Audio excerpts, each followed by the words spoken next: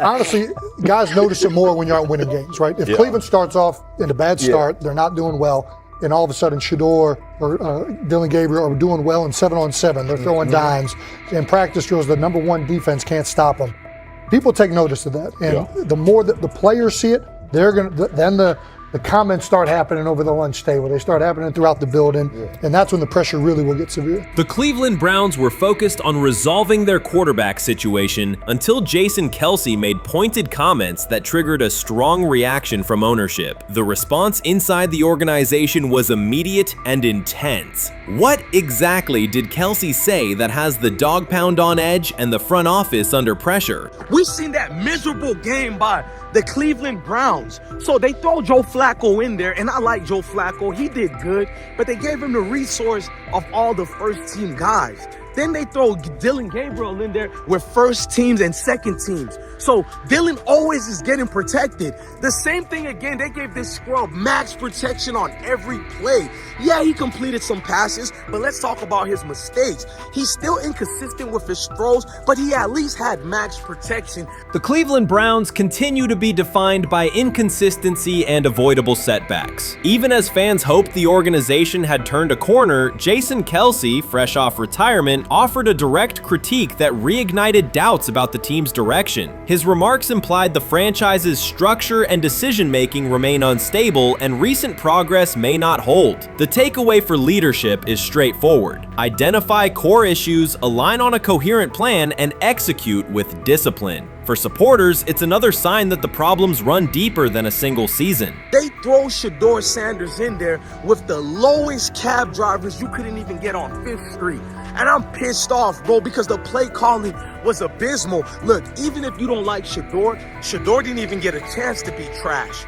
Even if you think Shedeur is garbage, he didn't even get a chance to be garbage. That's how awful the offensive line was. Kevin Stefanski still doesn't want to give Shedeur second strings and first strings reps. Why is that? Browns ownership's response shifted from measured to urgent. The pattern is familiar in Cleveland. The team once treated Johnny Manziel as a franchise solution, retained Hugh Jackson for a second year despite results, and invested heavily in Deshaun Watson through a costly trade and contract. These decisions reflect aggressive but poorly aligned planning. The outcome has been continued instability instead of sustained progress. That this was the guy that they wanted to start. He's seasoned, he's experienced, he still has a big-time arm, even at his age, and they open with the Cincinnati Bengals. They wanted that experienced guy. He was always going to be the guy. They were not going to start Dillon Gabriel or Shedeur Sanders in week 1. Kenny Pickett had a hamstring injury. It makes it easy to go with Joe Flacco. And the question isn't and wasn't going to be who's the starter in Cleveland. The question is, who's going to be the backup in Cleveland? Who's going to be the number 2 quarterback when they open the season against these Bengals? Fans still show up season after season, expecting improvement and bracing for setbacks. The usual pattern has been early optimism followed by a gradual collapse. But last season was different. For a sustained stretch, the Browns looked organized and competitive, resembling a functioning team. Couple days, 3 days until roster cutdowns, how do you feel about that? Do you feel like you belong here on this team? Obviously, I think overall as a player, I feel like I put in the work. I feel like everything I do, I try to do it to my best, and that's all I ask for. So I feel like everybody feels like, they should be on the team, and if you ask anybody on the team, would they feel like they belong, in their own eyes. So I feel like I do, but I'm my own player, I think about myself in a high regard. The front office entered the offseason confident. Kevin Stefanski was being praised, and the Dog Pound believed the team had made real progress. Then Jason Kelce delivered a pointed assessment that cut through the optimism. Fresh into retirement, the former Eagles All-Pro and Super Bowl champion said Cleveland still looks like a team patching over issues rather than building a durable contender. Kelce's view was direct. The Browns' structure is fragile, and the roster is too dependent on perfect health at quarterback. He argued the team is one injury away from losing continuity and sliding backward. Because Kelce has operated inside a stable, championship-level organization, his comments carried weight with players, media, and fans. The reaction was immediate. People took his critique seriously, not as outside noise, but as an informed evaluation of how a successful team should be built. Ownership also felt the impact. Jimmy Haslam's response shifted to urgency, a sign that leadership recognizes the stakes. The criticism arrives in the context of prior high-risk decisions, especially the fully guaranteed $230 million commitment tied to Deshaun Watson. Watson has missed time and shown inconsistency when available, and the contract has constrained flexibility. Kelce's remarks highlight why depth, alignment between the front office and coaching staff, and a clear contingency plan at quarterback are non-negotiable. The takeaway is straightforward. Cleveland must convert last season's progress into a stable framework, protect the quarterback, deepen critical positions, and establish a plan that survives injuries and short-term setbacks. Without that, the games that fueled optimism will remain temporary. If you're a betting man, who do you think starts for the Browns at quarterback? Okay, this is the situation. Kenny Pickett, they actually traded for him. Joe Flacco, no one's bringing Joe Flacco in the building thinking Joe Flacco's going to be the starter. If Joe Flacco is your starter, You got a problem. you have a huge problem. And if they were saying Shedeur was the starter as the 5th rounder, you got a real problem too, because he passed over all these guys in these reps in the offseason in shorts, in bikini shorts, Speedos and stuff.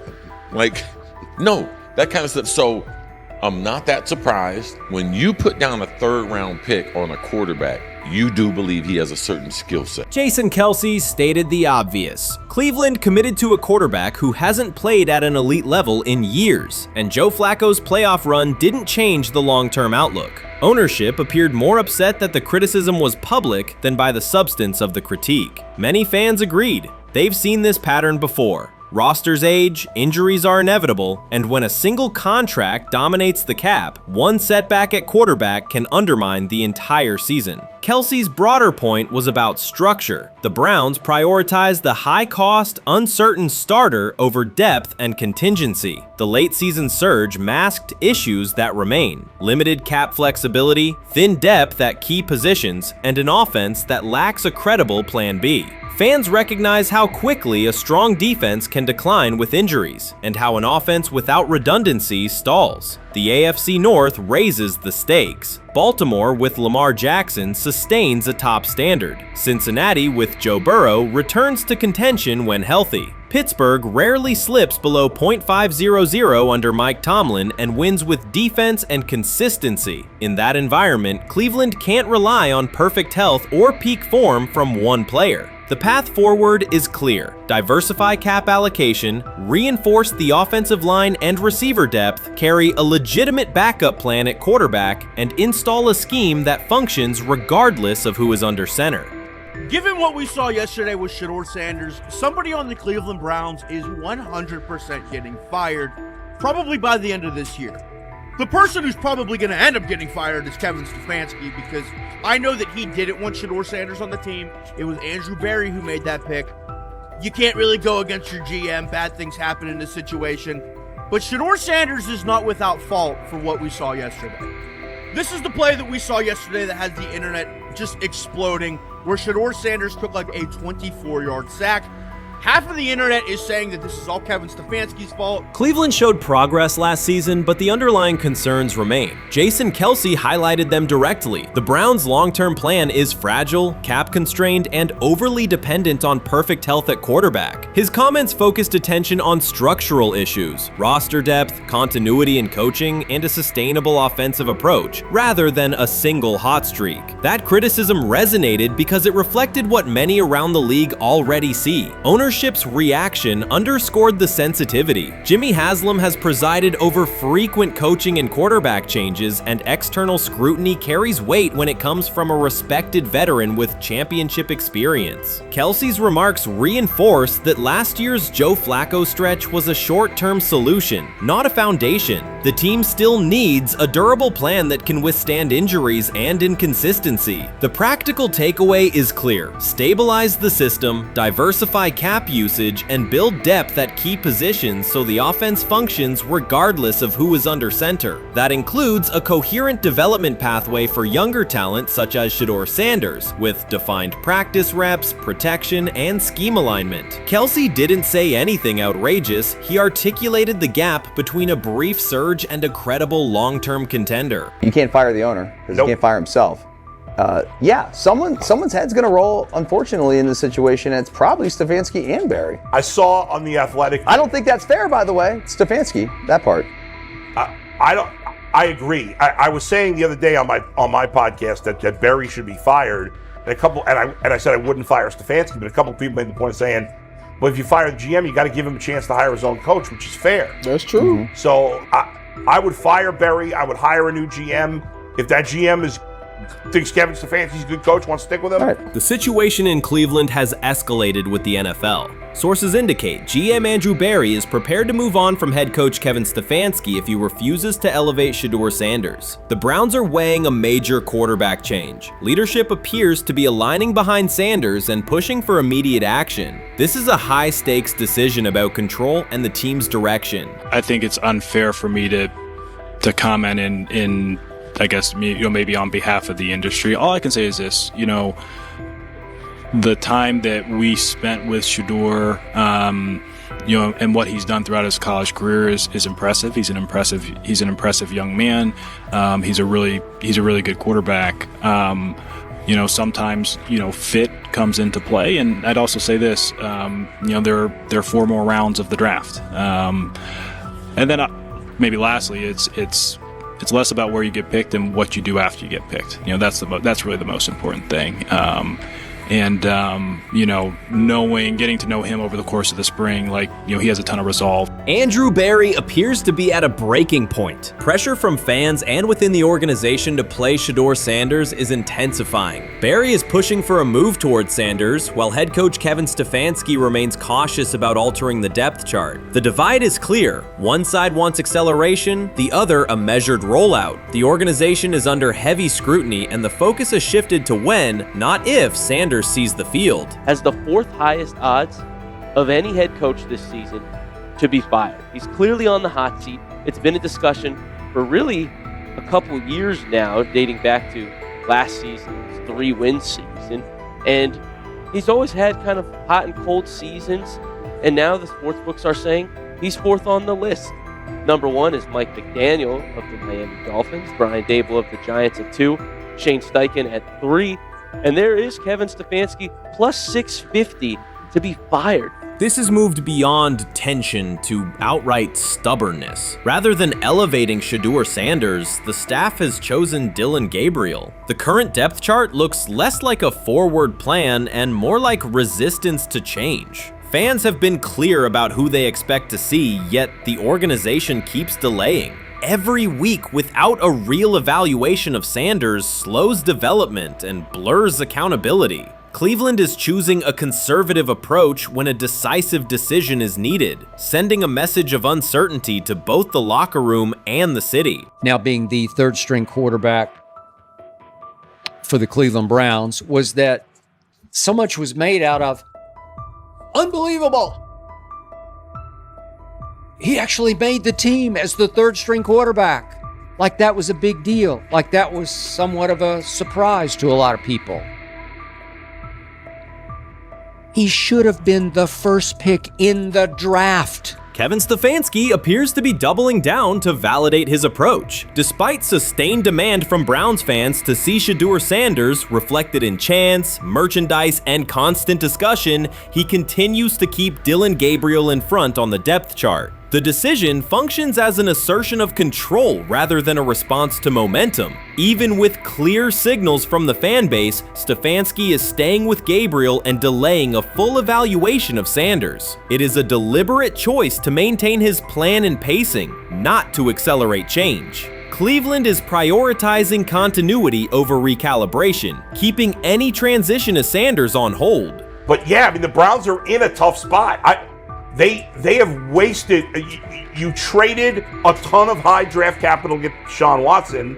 You've gotten nothing out of Deshaun Watson and missed an opportunity. who knows who they would have drafted. Now, maybe they would have screwed up those picks and the Browns would still be in bad shape. Andrew Berry is likely frustrated watching Dillon Gabriel default to conservative throws while the offense stalls. From a football perspective, this appears to be the hill Kevin Stefanski is choosing to stand on. Keeping Gabriel ahead of Shedeur Sanders has limited the unit's explosiveness and prevented a full evaluation of a higher ceiling option. Drives end quickly, field position flips, and momentum is lost while Sanders remains on the sideline. Fan patience is wearing thin. Each ineffective series intensifies criticism and shifts scrutiny toward the coaching staff's criteria for the depth chart. With every additional snap for Gabriel, the decision reads less like an open competition and more like rigid adherence to a plan that isn't producing results. The optics are clear. A dynamic quarterback sits while a cautious approach keeps the offense in neutral. If this continues, accountability questions will grow inside and outside the building. What performance benchmarks keep Gabriel ahead of Sanders? When will Sanders receive first-team reps in live situations to allow a fair comparison? The front office must decide whether to preserve continuity or pivot toward a timely assessment of Sanders. The longer the current approach stays in place, the more it signals stubbornness rather than adaptation, and the more pressure mounts to realign the plan with on-field output. I honestly see it happening if the Browns lose a bunch of games. Like if they get 5 wins or less, I see the report coming out now that Stefanski will be fired. I don't want it to happen. I want the Browns to be good, win a bunch of games. I think that they're going to be a team that is slept on and can at least get 7 wins, which is why if they don't, I see Stefanski getting all the blame for that, and there'll be a new coach in Cleveland. Because their players, to me, are there once again.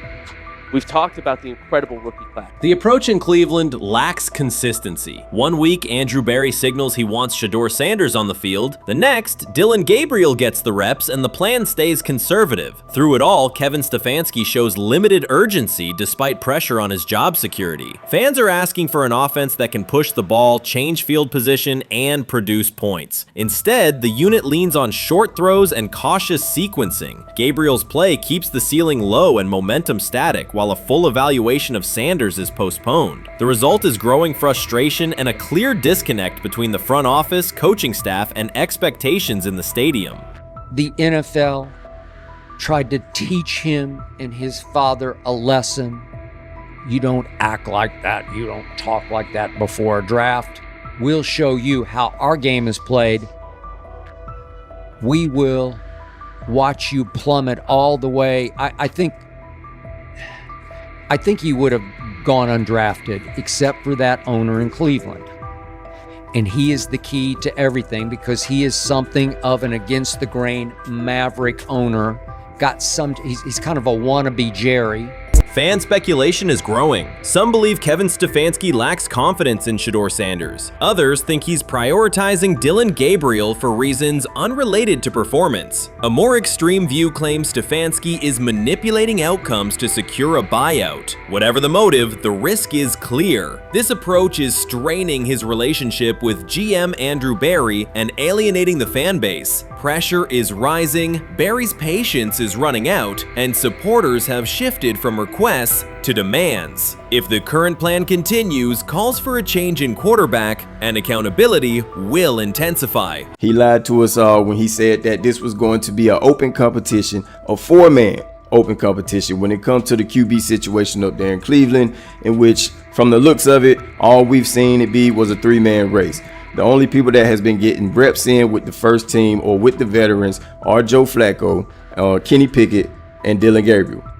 We've never seen my boy Shedeur Sanders get a chance to get in. Even with him doing the things that he has been doing up there, he has yet to get in with the... Shedeur Sanders was caught off guard by Coach Kevin Stefanski's recent remarks, which have sparked talk of bringing in another starting quarterback. Commentators are debating whether Stefanski's comments reflect eroding confidence in Sanders or a brief lapse in judgment, but the rookie now faces intensified scrutiny over his role. The Browns, we got an analyst that says that Shedeur Sanders should have some kind of a ban? Banishment of some kind? Come again? Say what? For what? And we've got, this would be more troubling. If I'm a Browns fan, and this is where we're going to start, potential dissension in the ranks of the front office and the coach. And over what? Quarterback. When a program's headline quarterback suddenly becomes the subject of sideline murmurs and quiet searches for replacements, the situation is unmistakable. It's a breach of trust. Shedeur Sanders, the passer who put Colorado back in national conversations with his production and profile, has just received a clear message that his job security is in question. Coach Kevin, the assistant previously considered to be in Sanders' corner, made remarks that ignited speculation about changing quarterbacks. Fans, analysts, and even Deion Sanders are now reassessing the team's unity and its true plan for the position. The comment was no accident. It was a deliberate signal that the staff may soon elevate a backup. For perspective, Shedeur Sanders did not step into ideal conditions last season. He was sacked so often that Colorado could have dedicated a locker to every opposing edge rusher who reached him. Could I possibly go to bat for Kevin Stefanski as a great head coach? No, I couldn't. Could you go to bat against him, saying he's a horrible head coach? No, I can't. I think that's why we fall in the middle. I think that's why in a lot of these discussions, and that's why a lot of the rankings, you see him right now in that 15 to 20 range, somewhere in that middle pack of NFL head coaches. I've said earlier, Kevin Stefanski has already been given more head coaches than any coach I've ever seen in Cleveland.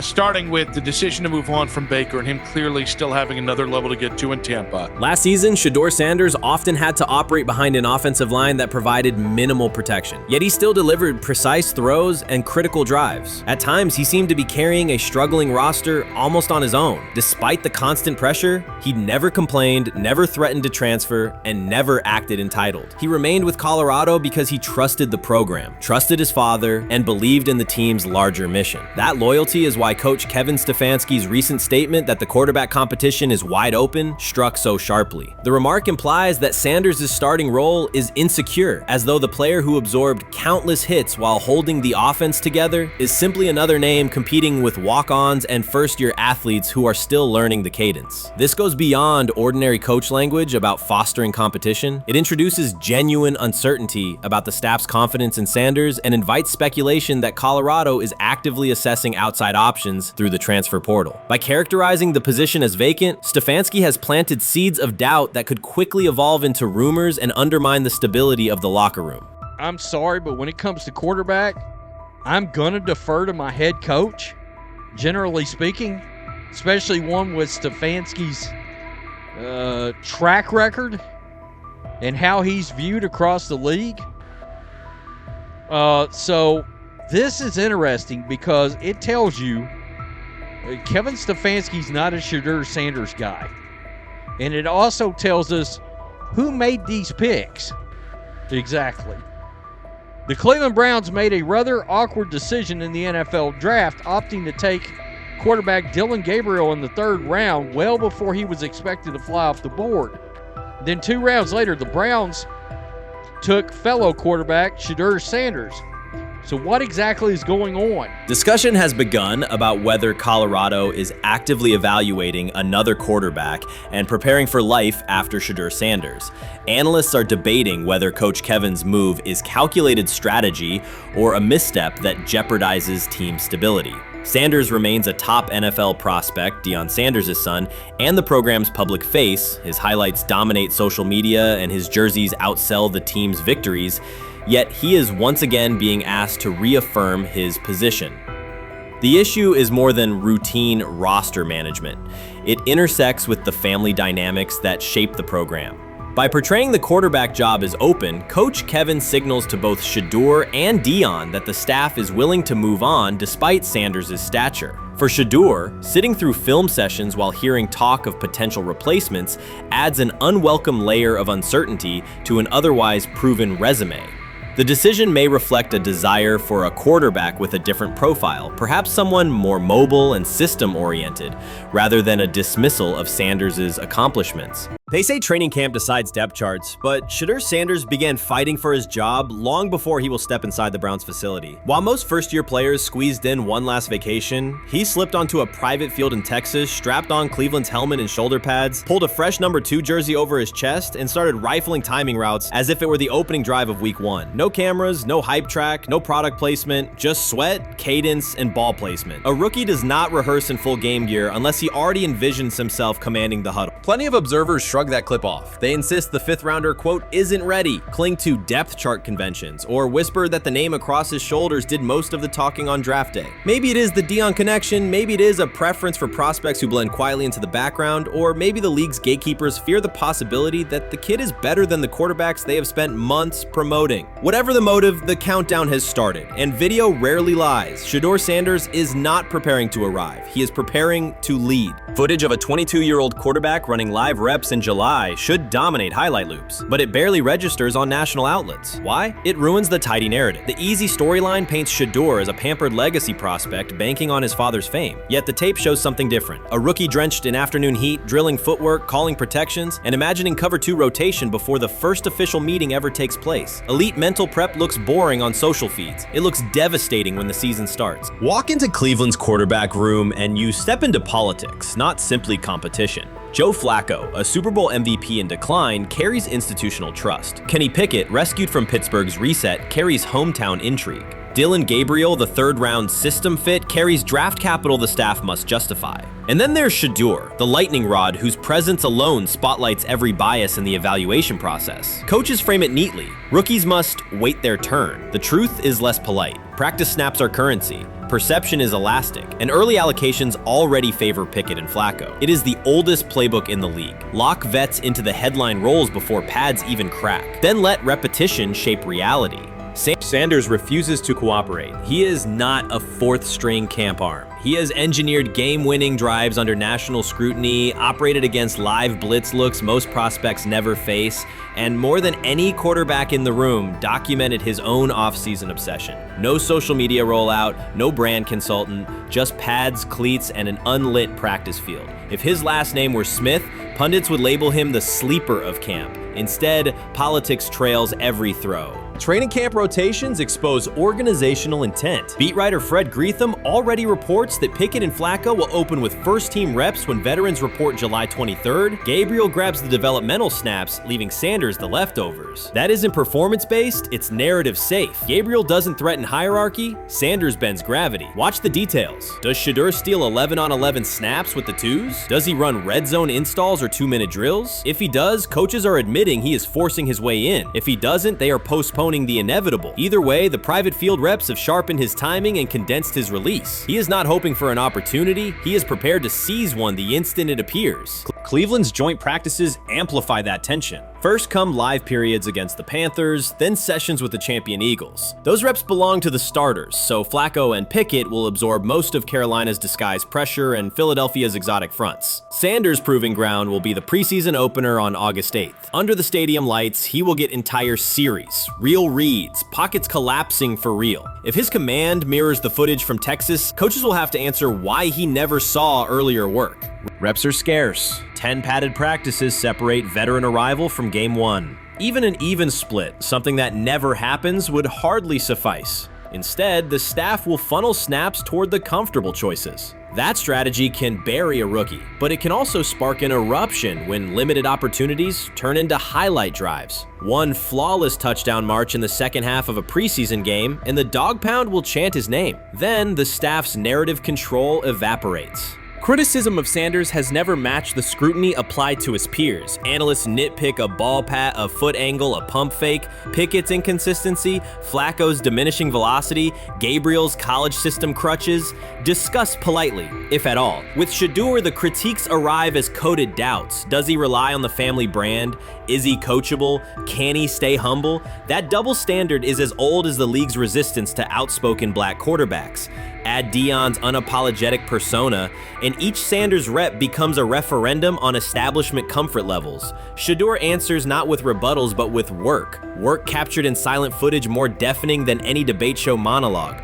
Quarterback drama masks broader roster cracks. The Browns receiver group is crowded yet unproven. The safety room failed to create turnovers a year ago. Interior defensive linemen are still rehabbing, and the offensive line must retool on the fly. Which quarterback can navigate that turbulence? Flacco's pocket mobility is limited. Pickett's confidence remains fragile. Gabriel is months away from processing NFL disguises. Sanders, forged by perpetual doubt, offers poise under chaos and meticulous preparation, a combination this franchise has lacked since, well, almost forever. Forget politics, depth chart etiquette, and recycled sound bites about developmental timelines. The only metric that counts now is who did the work. Sanders pounding through full gear scripts in late June is not vanity, it's vision. While the league sleeps, he refines his drop steps. While media speculate, he rehearses third down checks. He has already decided what he is. The organization must decide if it can recognize it in time. The preseason will provide the answer. Live bullets, real blitzes, stadium noise. When those throws leave his hand under pressure, no one will discuss ball pats or surnames. They will ask how a quarterback this prepared slipped to round 5. And if the performance matches the preparation, excuses about lack of reps will dissolve. It will be production against perception, and Shedeur Sanders has been producing where no one could see. Ready is the wrong word. He has been ready. I'm about to unleash about Shedeur Sanders. I just watched what happened to Shedeur Sanders in the Cleveland Browns' third and final preseason game.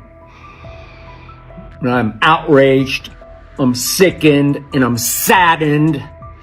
By the way, Shedeur continues to be treated in the National Football League now by those sorry-ass Browns and sorry-ass Kevin Stefanski. The Cleveland Browns are once again mishandling a promising quarterback. Skip Bayless criticized the organization for failing to develop Shedeur Sanders and for misusing his skill set. He argued that the team's decisions are undermining Sanders' progress and turning a major investment into a cautionary example. Bayless pointed to inconsistent usage, questionable play calling, and a lack of clear direction as key issues limiting Sanders. He said the Browns need a defined development plan and stronger support if they expect Sanders to succeed. Skip Bayless delivered a direct, critical assessment this week. After seeing Shedeur Sanders in a Browns uniform, he argued that Cleveland is mishandling the quarterback and undermining his development. Bayless said the team's approach shows poor planning and inadequate support around Sanders. He dismissed excuses about strategy and emphasized the need for better coaching, deployment, and protection. In his view, the Browns are setting themselves up for problems before the season begins unless they establish a clear plan for Sanders.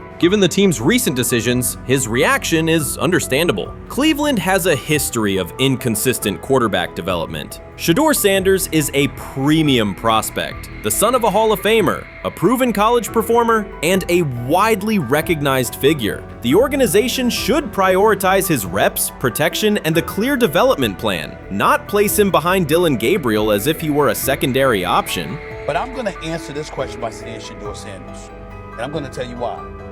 I think he's being set up to fail. That's right, I'm going to say it. Okay. Here we are on national television, right? There's been 11 practices, if I remember correctly. He's been starting against, he's been playing against the third unit. He's fourth on the depth chart. And then suddenly you throw him into the start line, and he hasn't had any reps for the first team at all. Think about that. So you're just going to throw him to the wolves like that, huh?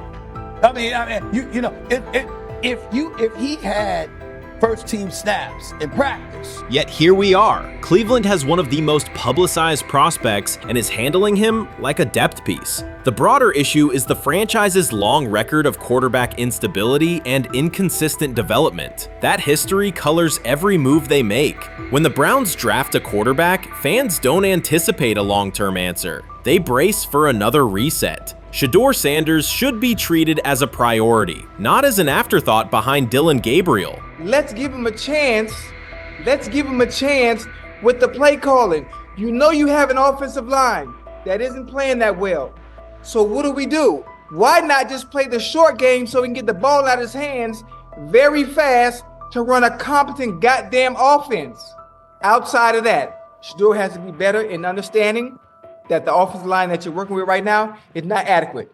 Why not allow the players that are competing for a job, in this instance, Shedeur Sanders, to finish off the 2-minute drill? When Browns fans see another quarterback selected, they brace for another setback. The franchise's recent history, from Johnny Manziel's failed stint to the rocky handling of Baker Mayfield, reflects inconsistent development and short-term decision-making. Against that backdrop, Skip Bayless's reaction to Shedeur Sanders on Cleveland's roster was blunt. He argued the team is already mishandling a premium prospect by treating him as a secondary option instead of a centerpiece for the future. Bayless's position is straightforward. Sanders is not just a name, he brings proven college production, leadership traits, and significant visibility that can strengthen both the offense and the organization's broader profile. Burying him on the depth chart behind Dillon Gabriel signals a lack of a clear development plan and wastes early momentum. Instead, Bayless contends, Cleveland should establish a defined pathway. First-team practice reps, protection and personnel tailored to his strengths, deliberate play calling that accelerates processing, and measured in-game opportunities that build confidence and execution. In his view, the Browns need alignment from the front office to the coaching staff to prioritize Sanders' growth. Continuing to treat him like a depth piece risks repeating the same cycle that has undermined previous quarterbacks. Committing to a coherent plan gives Sanders and the franchise a realistic chance to convert potential into sustained performance. I view things as I got time. I got time to be able to grow and mature, and be able to understand the ins and outs of the defenses and be able to get the good insight from the vets in the room. So I look at it as, a plus. And whenever, it's time for me to play. Shedeur Sanders rolled into Browns camp and instantly made the whole practice feel like a recess pickup game. NFL vets suddenly looked like they'd forgotten the playbook and were just trying to keep up. With that being said, I see some balls coming out of Shedeur Sanders at that camp, and I'm like, kind of looks like a guy. Yeah, I'm reading. He can sling it. Ready to I see him, some of the veterans, how they talk to him, mic'd up, see what he's doing in the community. Talking about Njoku there? Njoku, Mike Knapp. Yeah, once you see, different little interactions and things like that, I know he has the talent. We'll see. It'll be a competition that usually brings the best out of guys, especially young guys. So I'm interested to see how that quarterback situation. Right after Shedeur Sanders tightened his cleats and the Browns settled in for what they figured was a routine camp day, the whole vibe tilted sideways. No blazing comet, no UFO touching down at midfield, just a swagger-charged quarterback striding in like he'd crashed the wrong league and thought, yeah, I'll stick around and run this show. The Browns had no clue what storm was rolling in. You'd expect an NFL team to do a quick scout, maybe pull up a highlight reel or two, but nope. They greeted Shedeur with a shrug, only to watch him seize the field on snap one and run the whole operation like a seasoned pro. First and foremost, he's been the best quarterback in camp. Now look, Joe Flacco ain't had many opportunities. There was a whole day I saw he didn't throw the ball at all. Here's my theory on the situation. They already know who's starting in the number 2 is. They already know. Joe Flacco and Shedeur Sanders is already locked up. You're missing the boat, people. You're missing the boat. Your boy, Kenny Pickett and Dillon Gabriel, oh, they're fighting. Shedeur didn't merely clock in, he hijacked the session. One moment he's loosening his arm, the next he's roasting veteran QBs like faded names on busted draft boards. Defensive coordinators everywhere had the same gut punch reaction. His pocket poise? Straight disrespectful. His timing? Psychic. And every pass left his hand like it was laser guided to its mark.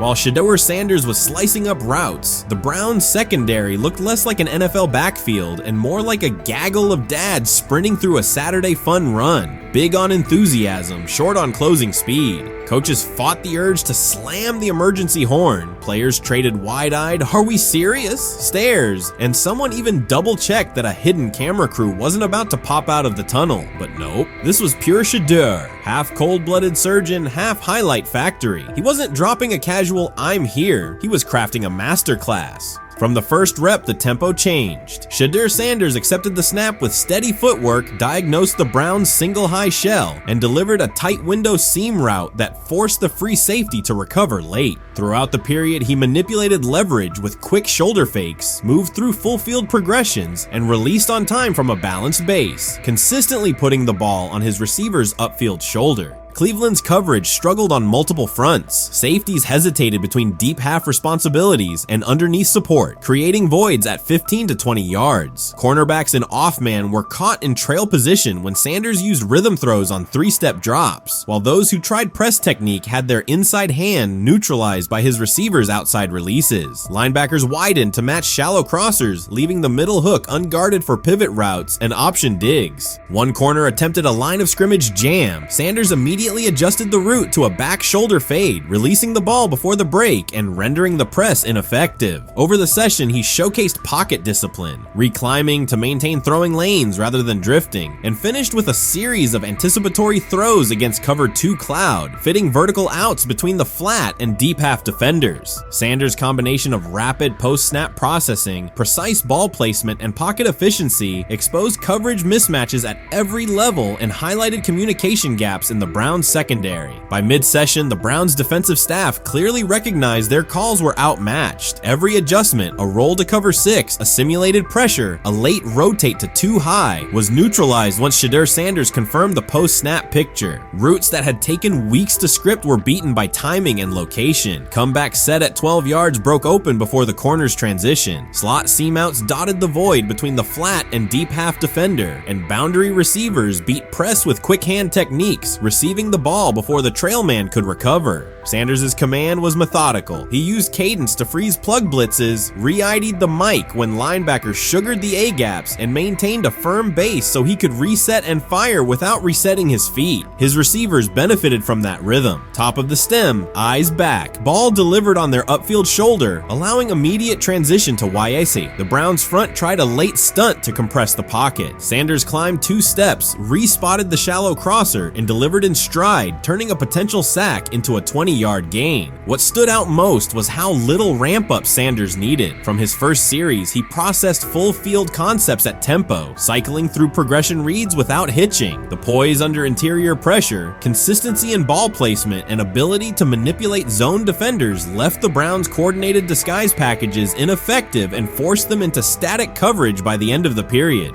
In short, Sanders' efficient mechanics, rapid processing, and anticipatory accuracy rendered Cleveland's defensive game plan ineffective at every level, from pre-snap disguise to post-snap spacing. Imagine there's many people that think Dylan Gabriel's a better quarterback than Shedeur Sanders. I don't care where they were drafted. If the Browns are the one team that thinks that, then I'm going to suspect it's not true. They don't know what listen, they've been on every quarterback evaluation for 30 years. Right. I never root against anybody. Yeah. But I'd be surprised if Dylan Gabriel's ever a legitimate starting quarterback for the Cleveland Browns. I'd be surprised. I just don't think. Well, then it is a wasted pick because you took him in the top 100. Yeah, but potentially. Yeah. May get away with it because of Shedeur. An edge rusher chirped at Shedeur Sanders between snaps, hoping to shake his rhythm. On the very next play, Sanders answered with a 30-yard laser, a deep dig from the boundary side that split the single high safety and the trailing corner. He hit the top of a 5-step drop, kept a firm base, and delivered on time to the receiver's outside shoulder, turning what should have been a routine rep into a sudden change explosive. From that moment on, every coverage wrinkle the Browns tried, rotating from cover 3 to quarter half, flashing a Tampa 2 shell, mugging both A-gaps, was met with a precise counter. When corners pressed, Sanders adjusted the route to a back shoulder fade. When safeties widened, he checked to a glance post. When linebackers bailed, he found the running back on a delayed option out of the backfield. Even late simulated pressures couldn't move him off his spot. He simply climbed, reset his feet, and fired. As Cleveland's defenders rotated through checks, Sanders manipulated them with cadence and eye discipline. He froze weak side safeties long enough to create intermediate windows, then feathered the ball into those lanes before help could arrive. When the Browns finally dropped 7 and matched every route, Sanders tucked the ball and converted 2 separate 3rd and 6 situations on the ground, reminding everyone that his mobility is as calculated as his arm. By the end of the session, the defensive coordinator's call sheet looked obsolete. Sanders had neutralized blitz looks, exposed spacing issues in zone, and forced the unit into static base coverage just to survive the period. It wasn't a camp drill anymore. It was a clinic on timing, processing speed, and controlled aggression, delivered snap after snap by a quarterback who never needed a warm-up lap to own the field. They never planned on taking him. The problem is, like Ocho Cinco said, you got somebody that has endeared himself to the locker room. And guess what? The difference between him and Tim Tebow, the biggest one, is he can play. He can throw the ball. Tim Tebow running around being an H-back. He can throw the ball. And he's done everything he needs to do. He ain't saying nothing. He ain't rocking the boat. He ain't mad about the reps. He ain't mad about none of that. All the people out there want to see is this, like Tyler said earlier. We want to see what he can do with Jerry Jeudy. That's it. I want to see what he can do with David Njoku. I want to see him with Junkins. I want to see him with the first running backs. If you are cooking, if you are beating down the doors with the 3s and 4s, guess what? You deserve more. From the first team period on, Cleveland's secondary looked a step slow. A deep third safety hesitated on a post-snap rotation, leaving Shedeur Sanders free to climb the pocket and fire a 22-yard out that arrived before the defender could plant and drive. The supporting cast around him, players fighting for roster spots, not Pro Bowl invites, benefited from his command. Sanders used tempo to control the defensive front, altered protections at the line, and located throwing lanes so quickly that one receiver didn't register the catch until he crossed the goal line. As the Browns tried new personnel groups, coverage busts multiplied. Starters slipped out for hamstring stretches while rookies rotated in, only to find the ball arriving on their blind side before they'd completed a midpoint squeeze. On a later 3rd and long, Cleveland finally closed the interior rush lanes, compressing the pocket with 3 defenders. Sanders pivoted through the traffic, stepped into a narrow escape window, and, without resetting his shoulders, whipped a no-look pass to the boundary curl for a fresh set of downs. The throw turned a potential sack into an explosive play and left the coaching staff scrambling for answers. The people who are fascinated by Shedeur for whatever reason, whether it's his play, I guess, last year was kind of fun. If you're just like a guy who grew up like loving Deion Sanders and passed that love on down to your kids, I can see why you're like that. The one thing I will give them is you're looking at this quarterback room. If you're a fan of Shedeur and say, why can't he go beat Dylan Gabriel or Joe Flacco or Kenny Pickett? So I do understand that part of it, right? Because why not? Why couldn't he be the Brown starter in October or November? That looks like a quarterback room where everyone will get a chance to start. This is exactly what he says. I'm told the footage of Shedeur Sanders meeting with the Giants is so bad that both the Browns and the Sanders family have threatened legal action if it is published. The New York Giants have released audio from their draft interview with Shedeur Sanders, and the disclosure has drawn intense public reaction. Fans want to know whether Sanders made critical remarks and why the Giants shared material that should have remained confidential. This situation revolves around an open microphone, contentious comments, and the broader implications of the leak. The New York Giants published a brief, edited segment from their interview with Shedeur Sanders and withheld the remaining footage. Observers are debating whether this was a strategic public relations decision or an attempt to discredit him. The team has offered no additional explanation, and many fans view the limited release as inadequate and potentially misleading. They are demanding full transparency and accusing the organization of orchestrating a negative narrative. While criticism of Sanders is vocal, his supporters are responding with equal intensity. There was another team that he sat down with. What do you mean it didn't go well after that? So, he was pissed that they did that to him. They did that to him. He counter-confronted them. The same thing they do to every other quarterback prospect. They did that to him. They slide in a mistake to see if you catch it. Right. And so because you're the quarterback. But he didn't take it as a correction. He took it as like he got pissed off. Yeah, and it's like so here's another one. So another one was, he throws a bad interception, and it was a deep throw early in the game, and he comes back and they go in the meeting, they show the interception. The Giants have released only a brief excerpt of the interview and are refusing to share the rest. Their decision has drawn criticism across TikTok, X, and Facebook, where many see it as a poorly handled public relations move. Fans are calling for the full recording to be published so the situation can be judged in its entirety. The GM is on film that the son, they asked the son last draft, yo, who you think I should pick? His son yo, you need to get the Jaden Daniels, big. This is what his son, it's on tape. You should go Jaden Daniels. He laughing at his son. And all right, cool, get Jaden Daniels. I don't even know how that tape got out.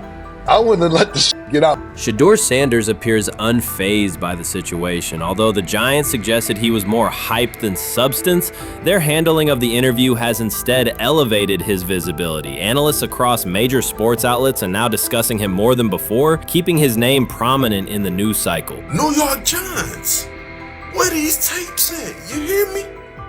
Because if Shedeur Sanders was so unprofessional, y'all would have leaked the tapes for the whole world could see, right? Cause understand, it's a lot of he say, she say. But one thing I do know, as a young black man growing up in this world, being straightforward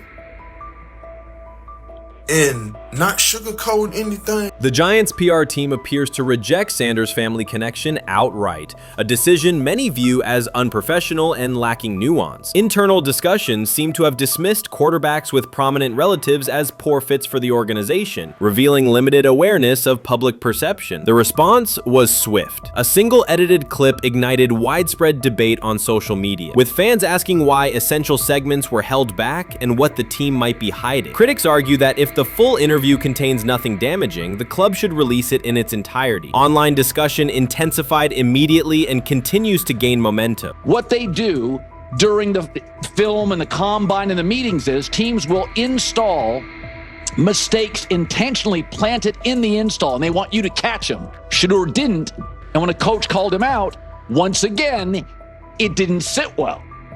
It's like, bro, there's not many teams needing quarterbacks, especially since Pittsburgh appears to have a deal with Aaron Rodgers and Tennessee's getting Kale Moore. The Giants' decision to withhold the full interview has produced an unintended result. Instead of diminishing interest in Shedeur Sanders, it has intensified it. Media outlets and analysts are now examining every on-field rep, press comment, and public appearance as evidence of how he conducts himself under scrutiny. Each throw, adjustment, and answer is tracked and evaluated against league standards, reinforcing the view that he remains composed and professional. Many fans contend that the organization has misrepresented Sanders and suggest the issue may stem from the Giants' view of his father, Deion Sanders. They see the partial release as an attempt to raise doubts about his character by association. That perception has only made his profile more compelling. The discussion has shifted from whether he deserves a high draft position to how effectively he withstands sustained pressure. Sanders is now regarded not just as a talented prospect, but as a symbol of resilience, central to debates about transparency and organizational strategy.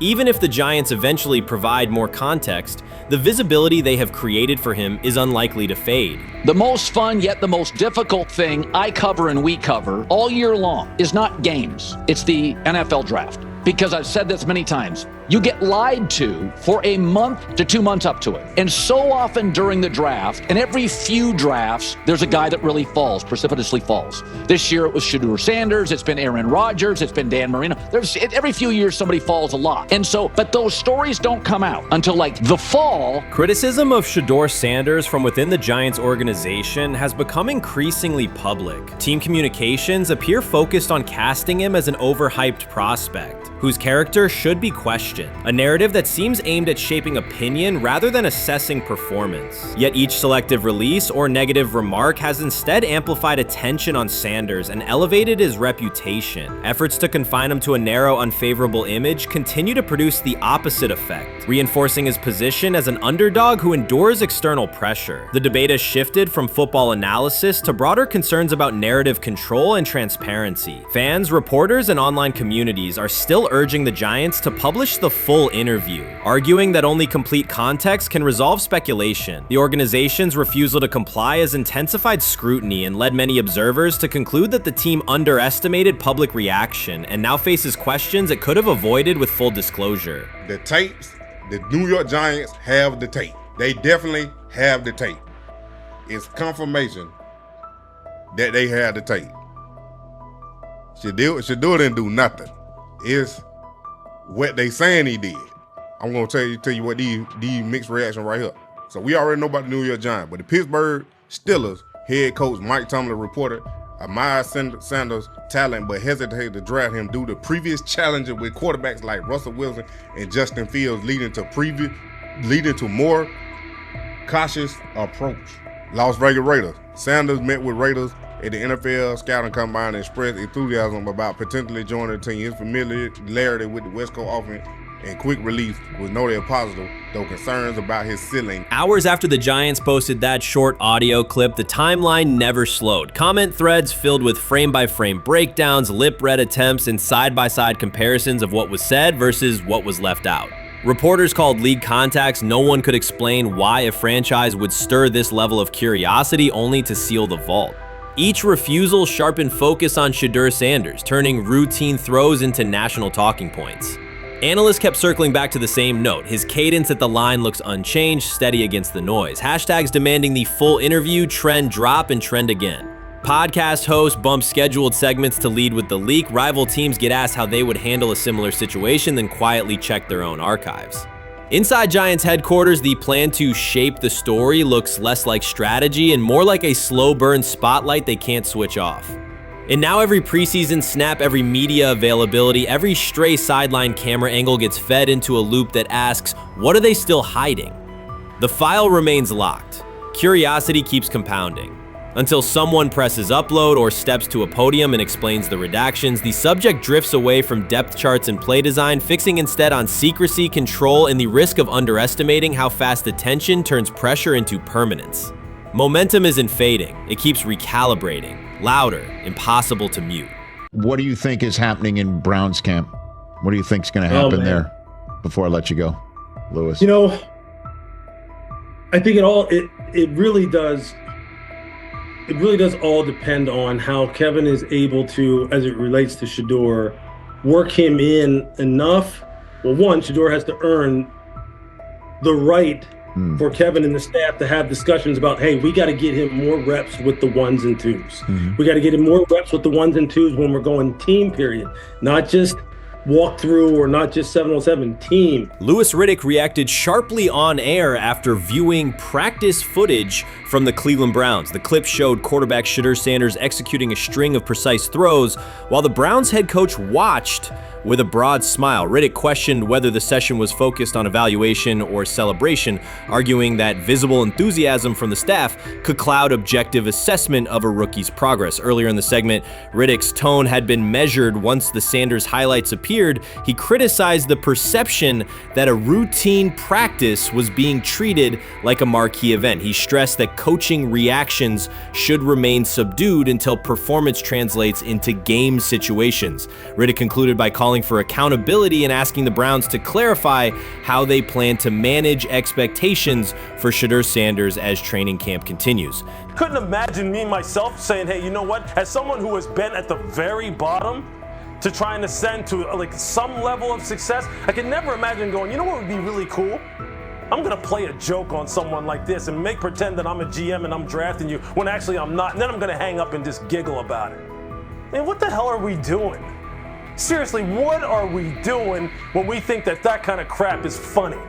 I don't know. Trying to get likes on TikTok. I don't have the right words for it.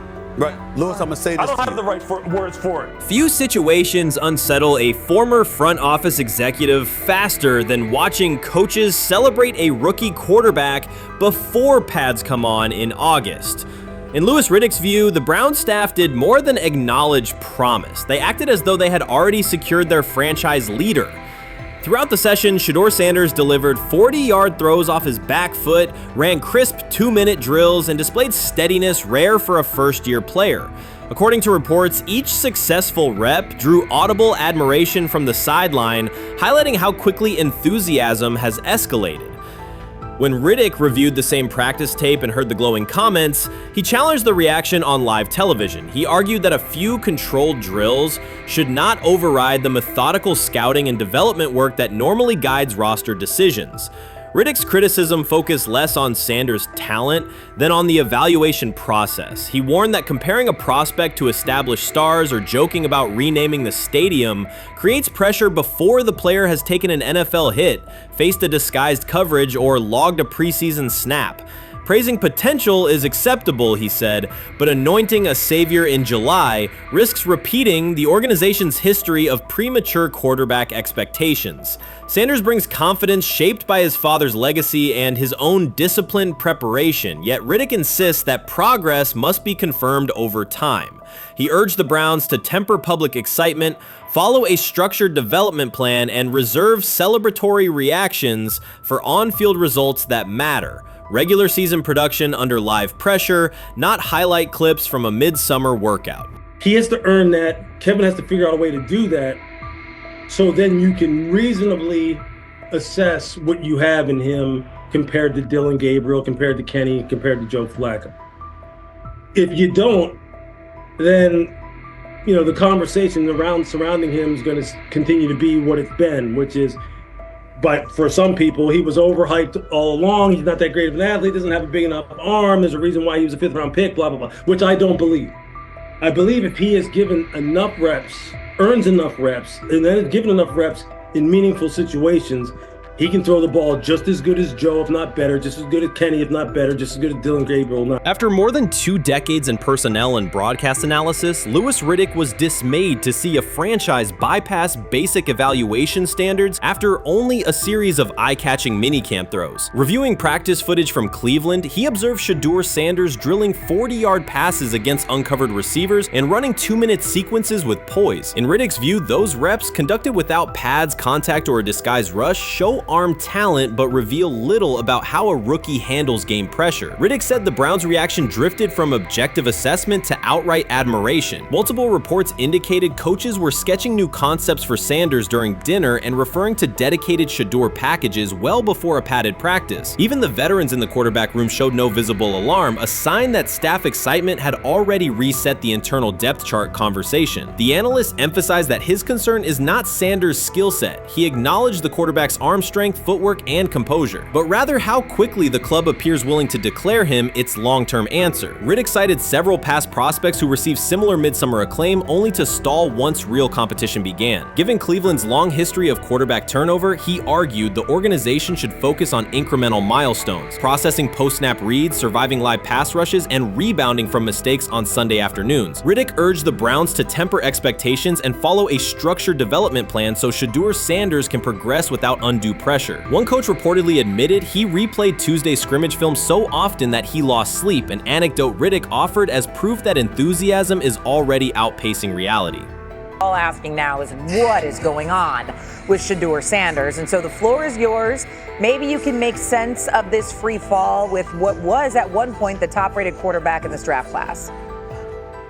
Yeah, Shay, I think at this point in time, this really isn't a football discussion any longer. This is a personal discussion. This is about it's a fit discussion. It's whether or not teams are just comfortable with everything that comes along with Shedeur in terms of who he is as a person, all the people that are surrounding him in terms of his inner circle, and whether or not teams deem that to be something that they're comfortable with. Right or wrong, that's the only conclusion you can really come to at this point. Louis Riddick voiced an escalating concern during the segment. Having witnessed numerous quarterback setbacks in his career, he worries another may be forming, not because Shedeur Sanders lacks talent, but because the praise around him is growing without restraint. Sanders has simply attended practice, delivered accurate passes, led the huddle, and shown the composure expected of an NFL player. Riddick fears the Browns' reaction, treating routine drills as proof of long-term success, risks setting premature expectations. He cautioned that the organization seems ready to celebrate a franchise savior before Sanders has taken a competitive snap, noting that such early adulation has derailed promising prospects in the past and could impede Sanders' measured development.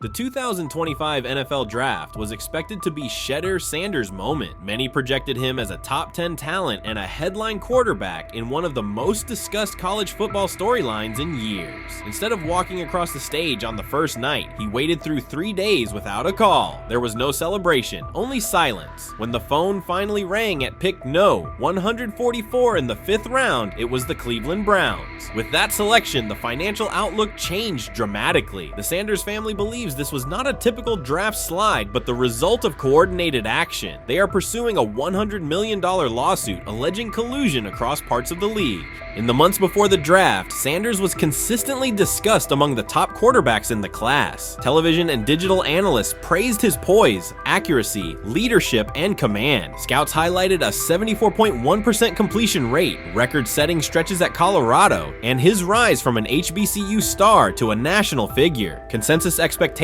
placed him in the first round or early second. Draft night unfolded differently. As picks accumulated, there was little indication that his name would be called. The atmosphere at his private gathering shifted from anticipation to doubt. When the Browns selected him late on day 3, projections for his first contract dropped from an estimated range in the mid-$30 million to approximately $4.6 million, with corresponding reductions in likely endorsements and long-term positioning. According to Deion Sanders and others close to the family, this was not about performance, injury, or conduct. They argue it was coordinated. Attorneys were contacted immediately. The allegation is straightforward. Sanders' value was suppressed intentionally. The family's position is that this was a calculated decision within parts of the league, not an isolated set of evaluations. The legal claims focus on communications that, if authenticated, could be significant: internal emails, text messages, and owner-to-owner conversations. The family's representatives contend that these materials show a deliberate effort to avoid drafting Sanders in early rounds based on perceived image concerns rather than football merit. One message reportedly under review framed the decision in branding terms. Drafting Shedeur would mean inheriting the Prime brand. The complaint asserts that this view led some teams to discourage others from selecting him unless necessary, not for film-based reasons, but to avoid perceived attention and external pressure tied to his family's profile.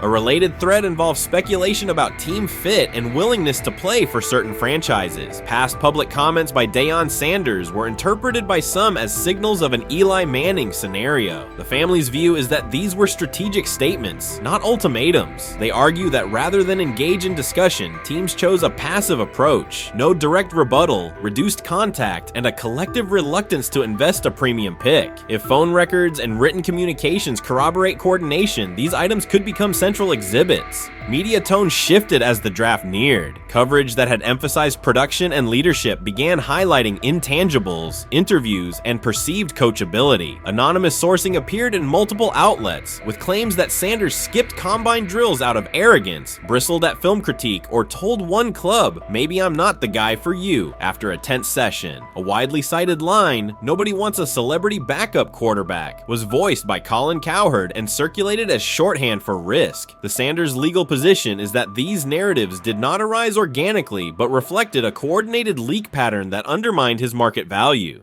The family's contention is that this was primarily about control and compliance rather than football ability. They point out that Sanders did not fail a drug test, was not suspended, and did not produce poor athletic testing. His college resume included elite stretches and significant program elevation at 2 stops. The legal claim asserts that the league's power structure resisted a high-profile player aligned with a high-profile parent coach and an independent media presence. The allegation is that teams sought to avoid the perceived complexity that would come with selecting him early. The financial impact is a core component of the damages claim. Had Sanders been selected late first or early second round, projected 4-year compensation would likely have fallen between $30 to $35 million, with immediate access to higher tier endorsement opportunities and the brand leverage that accompanies a franchise quarterback designation. As a 5th-round pick, the initial contract value is a fraction of that total, and associated off-field opportunities are typically narrower. The suit reportedly seeks not only lost salary, but also the broader economic value linked to draft position, sponsorships, licensing, and the visibility that accelerates an early career trajectory. The filing's scope, as described by sources close to the family, extends beyond the league office. It may involve media outlets, scouting firms, and specific executives if discovery shows coordination or materially false statements that affected value. The argument is that the draft slide harmed not only Shedeur, but also the broader Sanders brand, affecting perceptions of Deion Sanders as a recruiter, coach, and public figure. The family's view is that narrative construction around brand risk and celebrity backup produced a measurable economic and reputational loss. If a court authorizes discovery, the process would likely compel emails, internal draft notes, and message archives from teams and third-party intermediaries. Subpoenas could be served on media organizations for sourcing records related to anonymous quotes. That level of transparency would be unusual and could reveal how information flows during pre-draft periods. The legal theory moves beyond a single player's evaluation to the draft's integrity, whether owners or executives acted in concert to reduce a prospect's value for reasons unrelated to football performance. The league has not publicly addressed these specific allegations. Background comments from executives characterize the claims as overreach. The family's camp maintains they have documentation sufficient to proceed. The comparison points referenced by observers include Deflategate, Spygate, and the Colin Kaepernick grievance, not because the facts are the same, but because of the potential scope, policies, practices, and the balance of power between the league and individuals challenging its processes. Another dimension of the dispute involves how the NFL perceives Deion Sanders, Coach Prime, and the autonomy he promotes. He built a large media footprint around his programs at Jackson State and Colorado, elevated his players' profiles, and spoke openly about fit and leverage. The family contends that this visibility, combined with statements about preferred destinations, triggered resistance. The complaint frames the response as a preference for compliance and predictability over independent branding and public negotiation.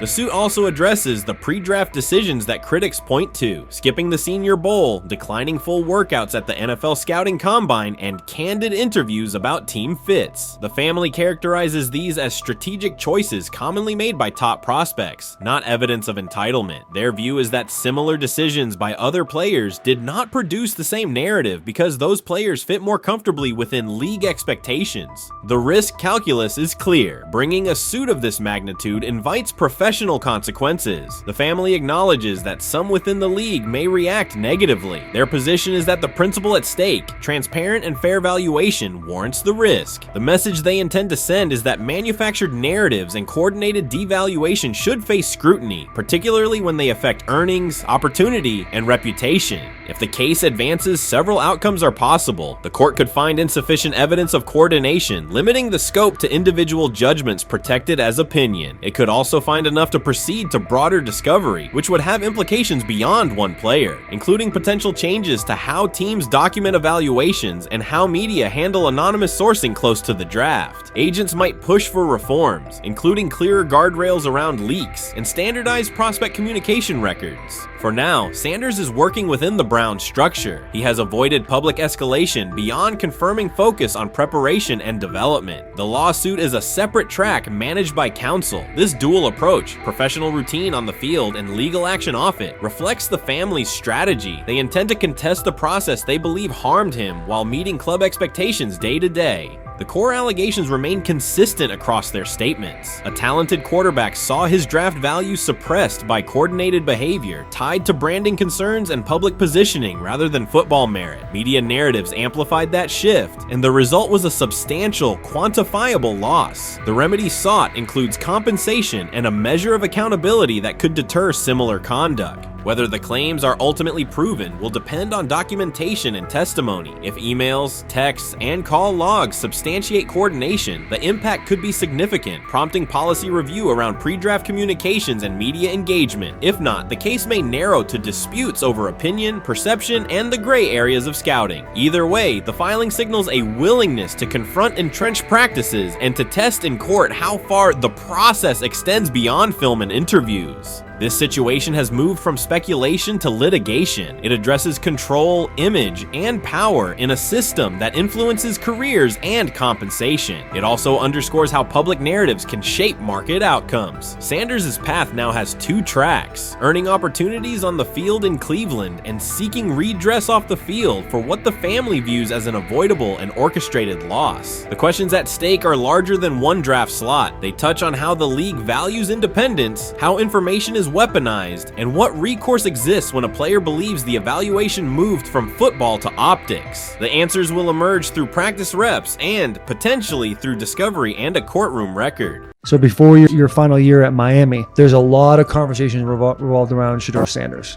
Obviously, I'm assuming you guys have a great relationship. Some of the clips you've seen and stuff like that. What is it like for you to have like this rivalry with Shedeur? I don't have a rivalry with him. That's my boy. So at the end of the day, this whole process, we thought me and him were going to be 1 and 2 the whole time. Whether he's 1, I'm 2, whether I'm 1, he's 2. And so that's just always been, our mindset. It didn't go that way. I thought he was one of the better quarterbacks in the draft as well, even throughout college. A lot of stuff out there on him ain't really, the truth, just because they spin it different ways. Like they spin stuff about me different ways. But I mean, when he gets his chance, become a starter, I know he's gonna make the most of it, and I'm ready to get back to work with him. After the season, talk some more stuff to him. Cam Ward directly challenged the uneven standards applied to Shedeur Sanders, calling them inconsistent and unfair. By insisting that performance, not politics, guide evaluation, he shifted the discussion from one player to a league-wide problem. Sanders' treatment now serves as a test of how the NFL supports and evaluates emerging quarterbacks. I created a special relationship with him, especially me. First getting to know him 5 years ago when I started working with him. But it did surprise me because he's a good quarterback. He doesn't get a lot of the credit that he deserves, especially the plays that he made in Colorado. A lot of quarterbacks and coaches are making those plays. And so when he gets this opportunity, I'm pretty sure having soon today, he'll make sure he'll make plays on the field. Cam Ward's public challenge to the treatment of Shedeur Sanders brought the issue into clear view. For months, discussion around Sanders has centered on his profile, major compensation, a prominent Nike deal, and the expectation to stabilize a struggling franchise. Rather than a standard evaluation of a top prospect, he has faced sustained skepticism from analysts, fans, and league voices. Ward's comments underscored that the standards being applied to Sanders diverge from those used with other rookies. By stating it directly, he did more than support another quarterback. He identified a broader problem in how the league responds to young players with significant visibility. The takeaway is direct. Assessments should reflect on-field performance and development, not external narratives. Generational talent. I'm gonna prove him right. I'm gonna prove him right. Don't worry. Oh my God. An article came out today. I'm generational. So I guess it's article versus article. I like that you think that, man. But we all know the truth. What? Trav gonna be first? Are you generational? I'm legendary. That's cool. We can be legendary. Legendary get their ass. We'll start doing it like 5 minutes. Shedeur Sanders entered the league with more than a playbook. He brought a public brand, a family legacy, and expectations unusual for a first-year quarterback. Before his first regular season throw, he was already positioned at the center of attention. Rather than assess him on that reality and his on-field ability, many voices reduced him to marketing, treating visibility as proof of hype instead of performance. Cam Ward pushed back on that framing. His point was simple: judge Sanders by the same criteria applied to other rookies. With Sanders' resume, production, leadership, and composure, most first-year quarterbacks would be discussed as long-term cornerstones. The evaluation should be consistent, focused on development and results, not perception. This is the process with Shedeur, who I know is a buddy of yours, and how do you think both of you guys will end up doing the league? I think we'll both end up being one of the best quarterbacks in the league. I just think the work that me and him are willing to put in, the relationship we have to constantly compete each and every day, to better our craft, for ourselves. I just think it's gonna end up paying off for us in the long run. Do you guys kid each other about who's going first, and how much does that matter to you?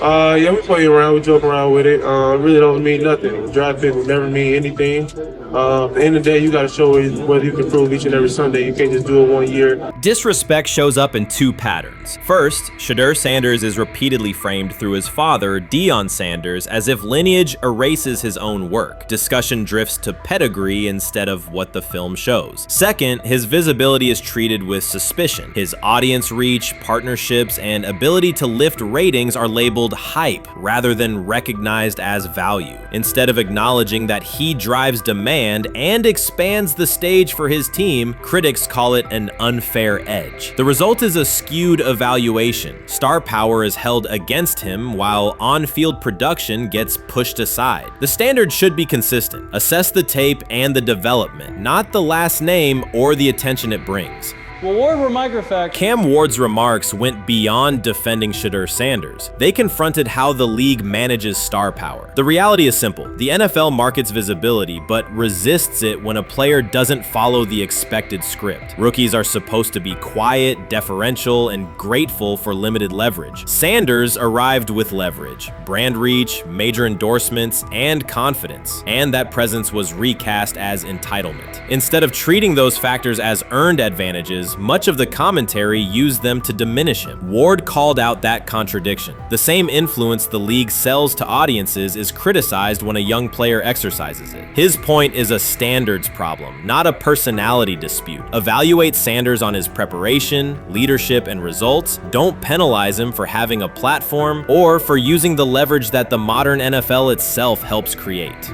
Now it sounds like the Cleveland Browns are going to all but imprison Shedeur Sanders in the football sense of a very talented rookie quarterback who obviously needs reps, needs an opportunity, and who now, barring some miraculous luck, will not get the opportunity to play in a single real game. I'm sure many around the NFL are celebrating as we speak. They are chuckling about this. Many in the NFL wanted to teach Shedeur and his daddy. Cleveland became the center of the conversation. With Shedeur Sanders attached to a major Nike partnership, the expectation was straightforward. He should be given real game reps.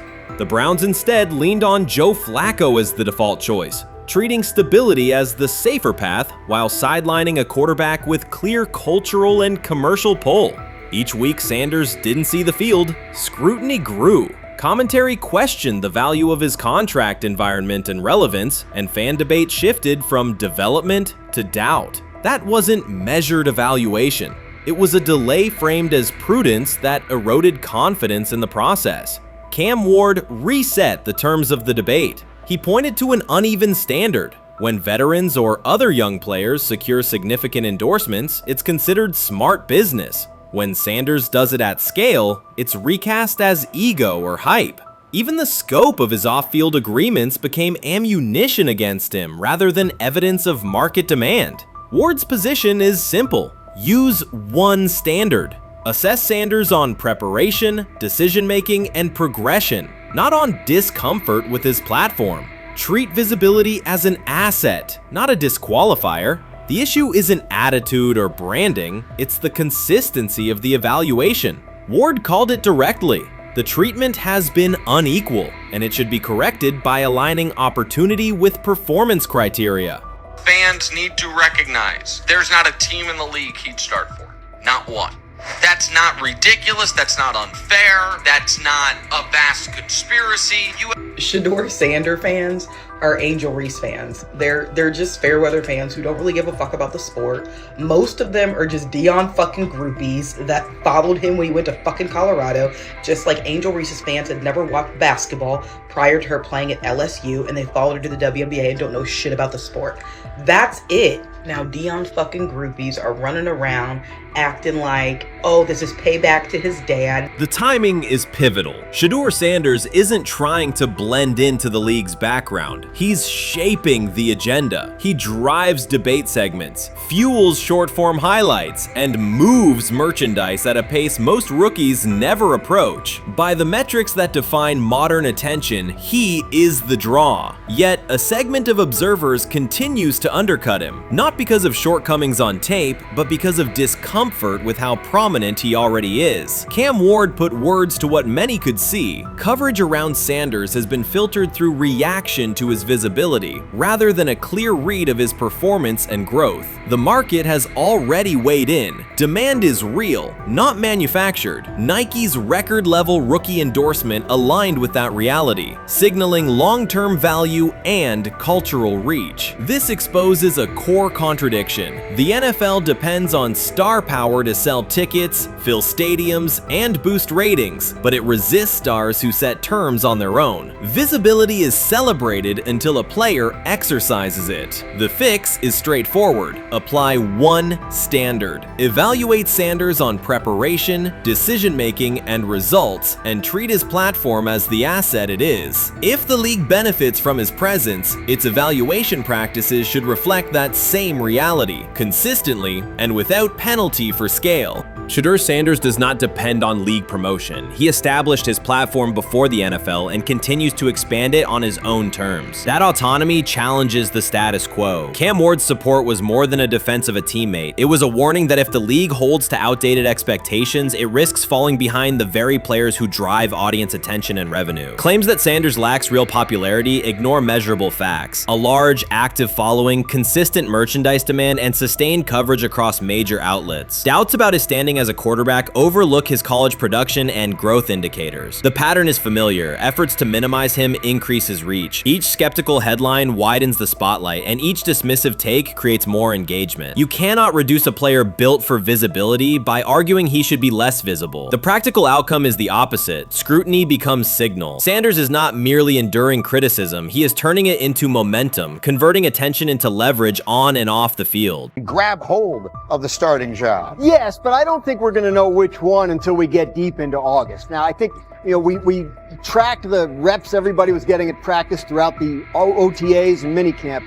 But when you talk to people there, they just want to make sure everybody got what they needed. And that, Kenny Pickett, we find out if he has the goods to be the starter. Joe Flacco, they back him off a little bit. He's 40. He may not need as much. the rookies, Shedeur Sanders and Dillon Gabriel, what do they need to learn to make the transition from the college game to the pro game? That's what the spring was about for the Browns quarterbacks. Now, Shedeur Sanders has moved from social media celebrity to on-field standout, and ESPN now lists him among its first-team candidates. Reactions are split. Some fans are impressed while others are skeptical. Whether this reflects Deion Sanders' long-term strategy or simply Shedeur's rapid development, the story is drawing widespread attention. Here's a look at what led to this moment. They never planned on taking him. The problem is, like Ocho Cinco said, you got somebody that has endeared himself to the locker room.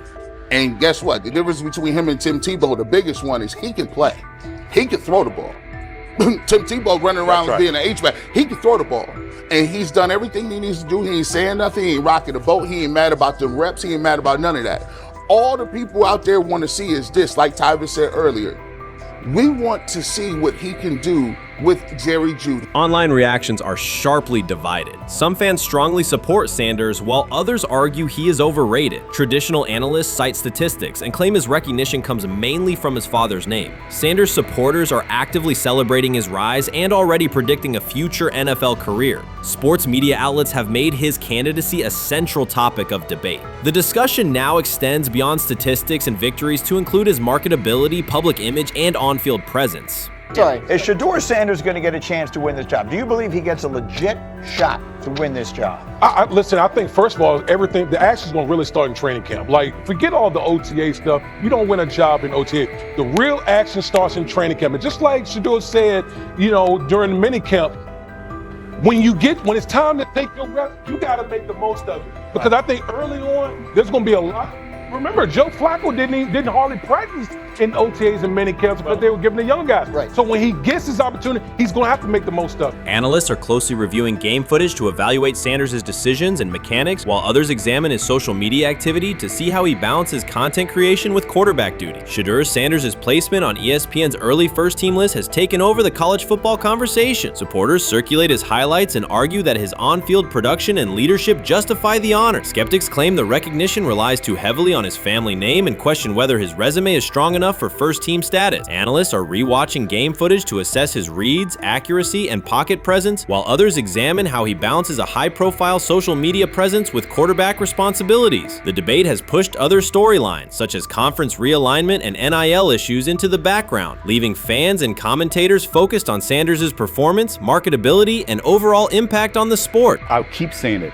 I believe Shedeur Sanders should play more games than any other quarterback on this roster this year, because he's the only guy that I look at and say they might have something here. Because I'm telling you right now, they left night one of the draft saying we are taking our quarterback next year. So it's on Shedeur or Dillon or Kenny, probably not Joe, to change their mind. To change their mind. But you got to find out.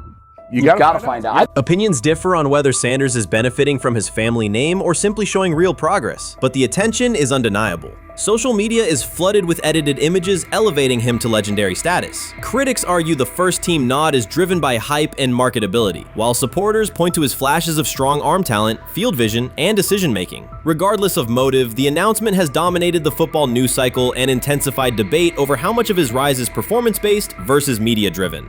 Highlight reels rarely show Sanders' turnovers, late-game mistakes, or inconsistent stretches. Being named to a first-team watch list suggests sustained dominance, something Sanders has displayed only in flashes. His selection appears driven as much by brand recognition and media appeal as by performance. ESPN's decision has intensified debate. Data-driven critics post statistics that question his resume, while passionate supporters predict awards and future NFL success. Commentators recall a time when first-team consideration required years of proven excellence. Yet many fans already see the announcement as confirmation that Sanders is on track for major college football honors. Shedeur Sanders has earned first-team reps when training camp commences later in July. I'm not saying like he's the first guy up when you do 11 on 11s, day 1, 2, 3, 4, 5 at training camp. I'm not necessarily saying that. But he's the one quarterback that we didn't get a chance to see take reps with the ones. But I think Shedeur has a chance to make this conversation interesting if he gets those reps with the ones and he has the same success that he did with the 2s, the 3s, and the 4s.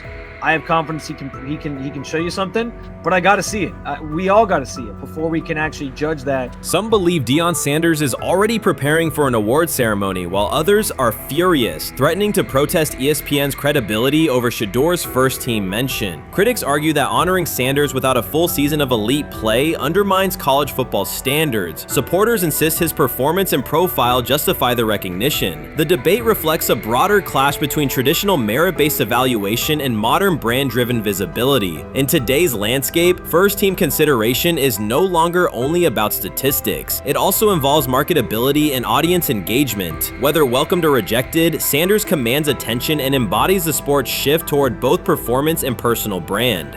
When he led college football in completion percentage and he threw almost 40 touchdowns for over 4,000 yards, how tall was he? Because they make it seem like he shrunk all of a sudden, RC. Oh, how lively was his arm? Because all I know is somebody did that. Somebody threw for over 4,000 yards, somebody threw for almost 40 touchdowns, and somebody led college football in completion percentage. Now, I'm trying to figure out, what I try to figure out all the time, Mel, is how a guy that hadn't played football in almost 5 months. Shannon Sharpe has publicly defended Shedeur Sanders and criticized those questioning him. Sanders has earned higher recognition and some fans are responding negatively. Although there's debate about whether he belongs on a second-team list, Sharpe maintains that Sanders' career is clearly ascending. Reactions on social media are mixed. Some users are angry, others are surprised, and a few say they anticipated this result. The conversation remains active. When reports confirmed that Shedeur Sanders had been elevated from second team to near top-tier status, Shannon Sharpe issued an emphatic response. He delivered a detailed rebuttal to critics, underscoring why Sanders deserved the promotion and directly challenging those who doubted the decision. I don't think that he was underprepared during these meetings. I don't believe any of these stories that he showed up arrogant and that he was bombing his interviews. I mean, you watch the film, he's on time, he's on point.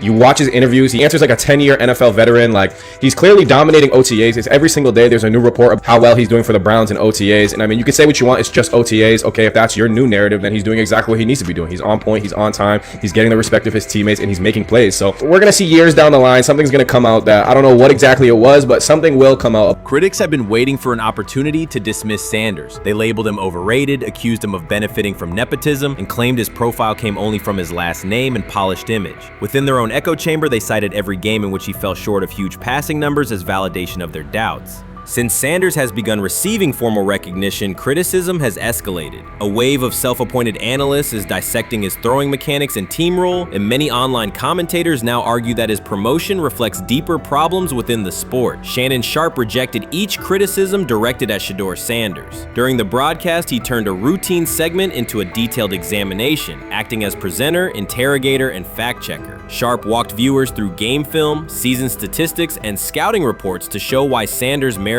his recent promotion. Whenever a panelist claimed Sanders had not earned the role, Sharpe countered with completion percentages, efficiency ratings under pressure, and documented late-game drives that changed outcomes. He stressed that the backlash was driven less by on-field evidence and more by reluctance to revise earlier opinions. Sharpe argued that critics were upset not because Sanders lacked qualifications, but because his progress contradicted their initial narrative. By the end of the discussion, Sharpe had moved past simple defense and reframed Sanders as a clear example of performance-based advancement, demonstrating that early predictions can be wrong. Never heard of no Dylan Gabriel or Tyler Shock. What the hell is that? So how is Shedeur Sanders going behind them? I'll tell you how. Collusion. 4 different times they passed on him. How the hell does that happen? 4 rounds. It doesn't happen to a quarterback. We've never seen anything like this before.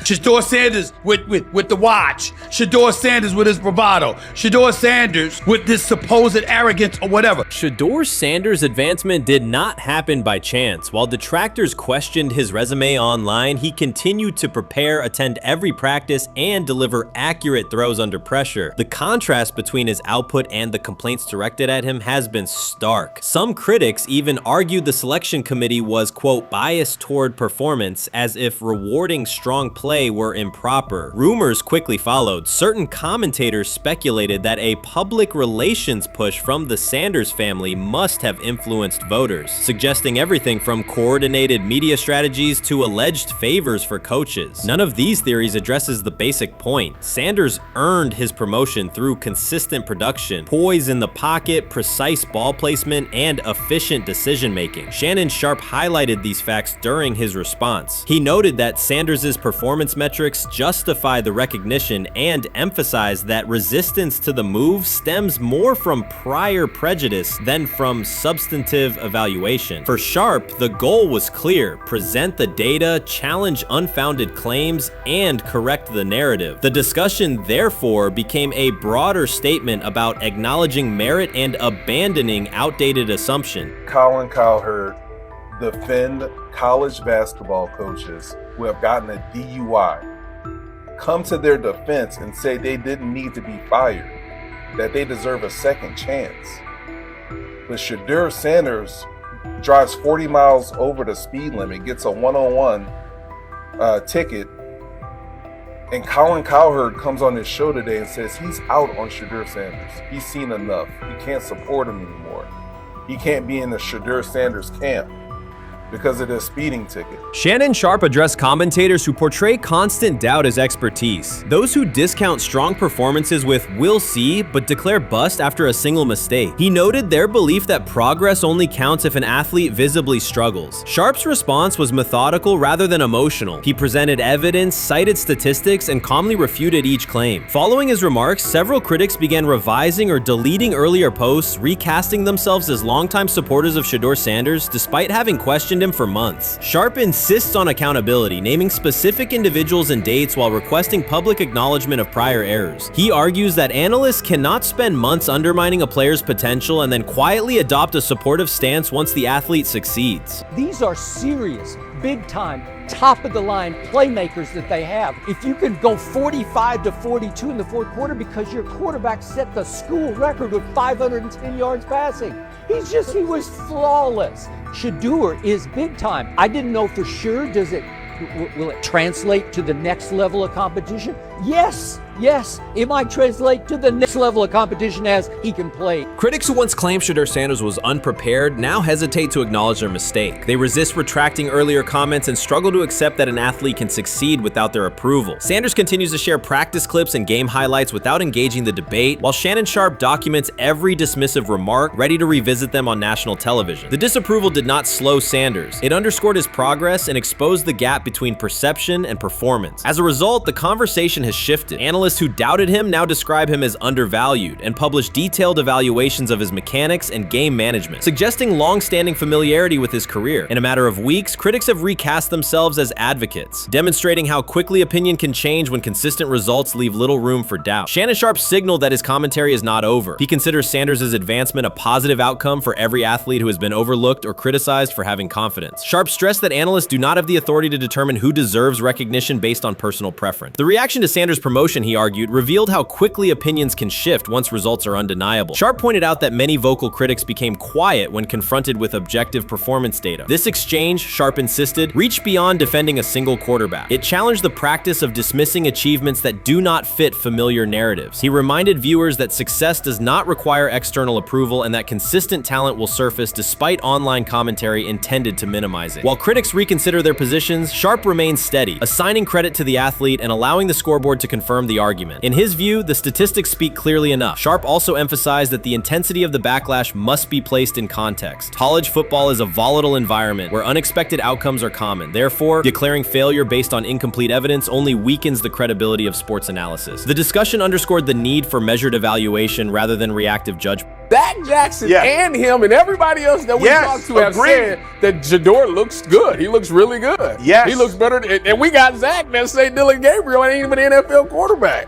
It's true. So how is it that this man can't get a rep with the ones, but that non-NFL quarterback can? We all what agree with sense that. does that make? Some observers now claim that recognizing Shedeur Sanders' strong performance undermines football's traditional standards, even though they previously argued he received coverage only because of his father. Faced with Sanders' current statistics, those critics are searching for explanations that fit their earlier narrative. The data have always been clear. Their earlier objections ignored that fact. Shannon Sharpe is openly highlighting this reversal, comparing past negative remarks with Sanders' recent 400-yard games to demonstrate the gap between criticism and evidence. Sharpe did not force these commentators to backtrack. He simply displayed their earlier claims alongside Sanders' results, allowing the contrast to speak for itself. Many observers declared Deion Sanders was finished. They argued that his public style attracted unnecessary attention, that his health had deteriorated too far, and that his coaching career was approaching an abrupt conclusion. They misread his resolve. When speculation intensified, Sanders did not schedule a press conference or issue a formal statement. Instead, he released a short video recorded at his Texas home, walking alongside recording artist Lil Wayne. The footage established two facts. Although Sanders still walks with a limp, he remains active, and he intends to return to the sideline.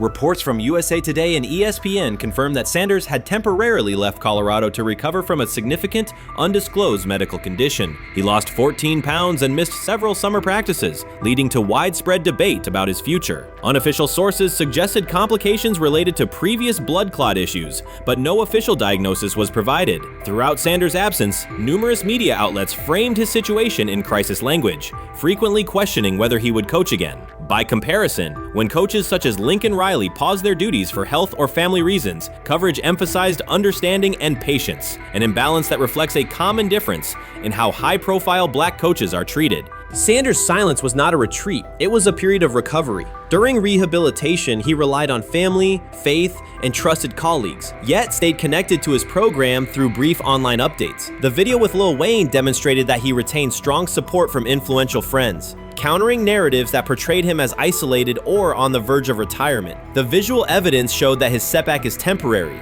and that he remains determined to lead Colorado into the forthcoming season. Since accepting the Colorado position, Sanders has dramatically elevated the program's national standing. He first drew national attention to Jackson State and the broader HBCU football landscape, then moved to Boulder and transformed a one-win team into a central storyline in college athletics. His approach, combining hip-hop culture, direct communication, and open expressions of faith, has challenged conventional expectations for head coach behavior. Each step forward has been met with heightened scrutiny. His time at Jackson State was labeled a publicity stunt, his departure for Colorado was framed as abandoning HBCU culture, and his social media presence has been cast as distraction from traditional coaching responsibility. Critics often magnify Sanders' missteps and question his motives, while comparable actions by other coaches receive neutral or sympathetic coverage. Showings of enthusiasm from Brett Favre and disciplinary intensity from Nick Saban are celebrated as competitive passion, yet Sanders' displays of confidence are frequently labeled arrogance. The discrepancy illustrates deeper biases rather than differences in performance. Sanders' success challenges entrenched expectations of how a college football leader should look, speak, and act, especially a black coach who refuses to downplay his identity.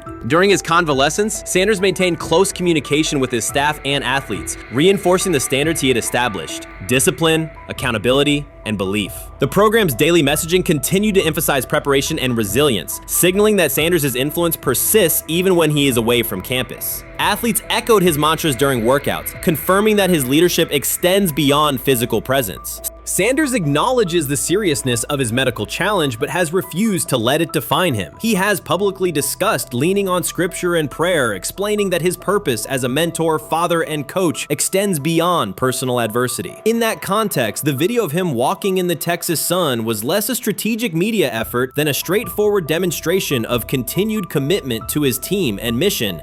Colorado still requires Sanders' vision. Prior to his arrival, attendance was low, national media attention was minimal, and recruiting momentum had stalled. Sanders' leadership brought renewed energy, authentic identity, and higher standards of accountability. Players who previously lacked representation in college football leadership found a coach who shares, affirms, and elevates their cultural background. Sanders supplements conventional coaching priorities, scheme, fundamentals, and execution with empowerment initiatives that cultivate self-confidence and authenticity. As preseason camp approaches, Sanders intends to resume full involvement, even if medical recovery remains ongoing. His presence is expected to restore on-site leadership, stabilize the locker room, and direct media coverage toward on-field progress. For Sanders, the objective extends beyond compiling wins. It includes completing a cultural transformation that expands how success and leadership are defined in modern college football. Those who predict his decline overlook the underlying traits, faith, perseverance, and purpose that have supported Sanders throughout his career. Doubts, rumors, and disproportionate scrutiny have followed him from playing days into coaching, and he has consistently responded with results. His current health setback is another obstacle, not a conclusion. The broader initiative he leads, centered centered on authenticity, opportunity, and high standards continues. When Sanders returns to the sideline, it will mark the next stage of a movement he has guided from Jackson State to Boulder. The recent period of quiet has been strategic rather than passive. Instead of defending himself in daily briefings, Sanders focused on rehabilitation, remote program oversight, and family support. Each brief social media message reinforced a consistent theme: faith and preparation. He has articulated gratitude for medical professionals and has reiterated that his mission at Colorado is unfinished.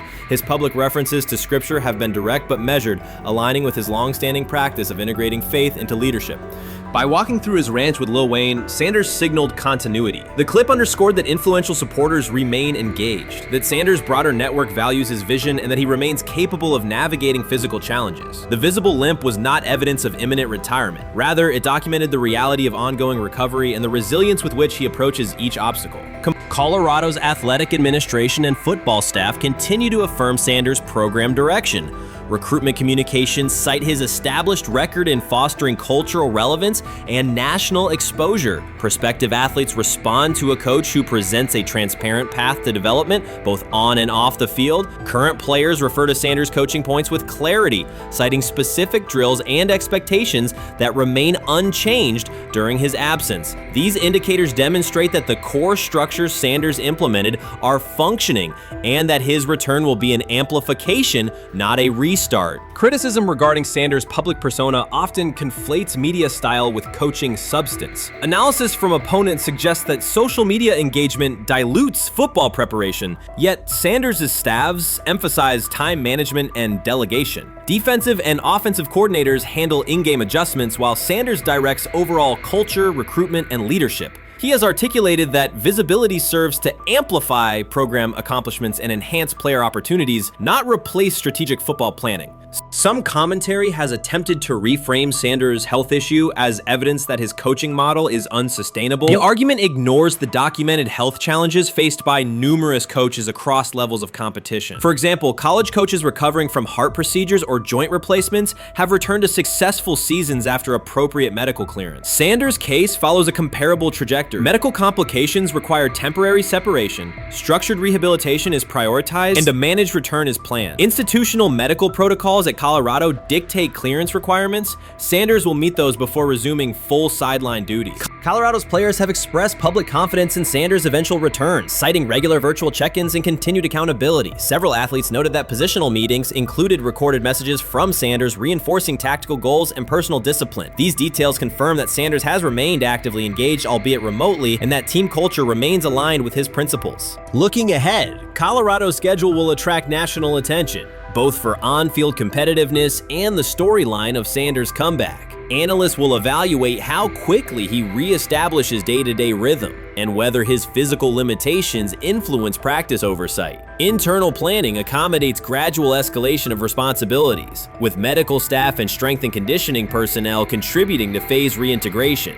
The broader significance of Sanders' return extends beyond Colorado. His visibility continues to challenge prevailing narratives about leadership styles and pathways in college athletics. By prioritizing authenticity, open articulation of faith, and cultural expression, Sanders offers a contrasting template to more conventional models. His eventual recovery and sideline presence will reinforce the argument that diverse leadership profiles can succeed in elite collegiate competition. In summary, rumors of Deion Sanders' coaching demise were premature. Verified reports confirm a substantial but temporary medical setback. He used the time away to focus on health, sustain program engagement, and rely on a support system anchored in family, friends, and faith. His recent public appearance demonstrated active recovery and reaffirmed his intention to resume leadership in Boulder. The forthcoming season will test Colorado on the field, but it will also underscore the durability of Sanders' vision, one that combines competitive ambition with cultural resonance. Observers who continue to question his longevity overlook the resilience and purpose that have defined his career. Sanders' return is imminent, and the movement he leads remains intact. The rumors have ended. The decision is public. Cleveland Browns owner Jimmy Haslam has informed every level of the organization that unless an unforeseen injury intervenes, Shedeur Sanders will start at quarterback in Week 1. The announcement is not an informal suggestion or a quiet push in the background. It is a direct order. Multiple independent reports, amplified most visibly by Colin Cowherd, confirmed confirmed that Haslam delivered the directive himself. From the owner's viewpoint, the logic is simple. No one else on the roster offers the same combination of talent, leadership, and long-term upside. Joe Flacco is approaching the twilight of his career. Kenny Pickett has shown flashes but remains inconsistent. Dillon Gabriel, taken in the 3rd round, is a developmental project. By contrast, Haslam believes Sanders can alter the franchise's trajectory immediately, and he refuses to allow internal hesitation to stall that possibility. The standoff traces back to April. General manager Andrew Berry and head coach Kevin Stefanski entered the draft wanting a low-profile prospect who would fit quietly into the existing depth chart. They prioritized scheme familiarity, modest public attention, and a clear developmental timeline. When the board lined up, they reached for Gabriel in round 3, reasoning that an early investment would justify keeping a rookie on ice behind the veterans. But Sanders continued to slide, first through day 2, then deep into round 5. Haslam watched the names come off the board, convinced the league's bias against Deion Sanders' outspoken son was obscuring legitimate first-round talent. When Cleveland's 5th-round pick arrived and Sanders was still available, Haslam intervened. He did more than approve the choice, he overrode the original plan, making it clear that the organization would select Sanders and give him every chance to compete. From that moment on, the Browns' internal narrative splintered into 2 camps, those ready to accelerate around their owner's vision and those still trying to protect their original approach. Once rookie minicamp began, Sanders erased much of the speculation. He commanded huddles, processed coverages quickly, and delivered throws with anticipation that belied his draft slot. Teammates noted his willingness to accept blame for missed timing, then correct the error without dramatics. While Flacco and Pickett split most first-team reps, Sanders treated limited opportunities as full-speed auditions. During organized team activities, he identified blitz looks, redirected protections, and consistently found his second read when the primary route was covered. More than one defensive veteran told local reporters that Sanders looks like the best arm in the building. That assessment forced Berry and Stefanski to reevaluate their timetable. They could no longer label Sanders a long-term project without contradicting on-field evidence. Drafting Gabriel 2 rounds earlier had provided the staff an excuse to slow roll Sanders' ascent. Coaches could point to investment cost, meeting room familiarity, and installation comfort to justify Gabriel's snap share. Yet each practice rep in which Sanders outperformed the 3rd rounder weakened that shield. Behind closed doors, position coaches began requesting more Sanders film for cut-ups, and offensive assistants quietly shifted meeting questions toward concepts the rookie already executed well. By mid-June, Berry himself started describing Sanders not as a developmental asset, but as a competitive option.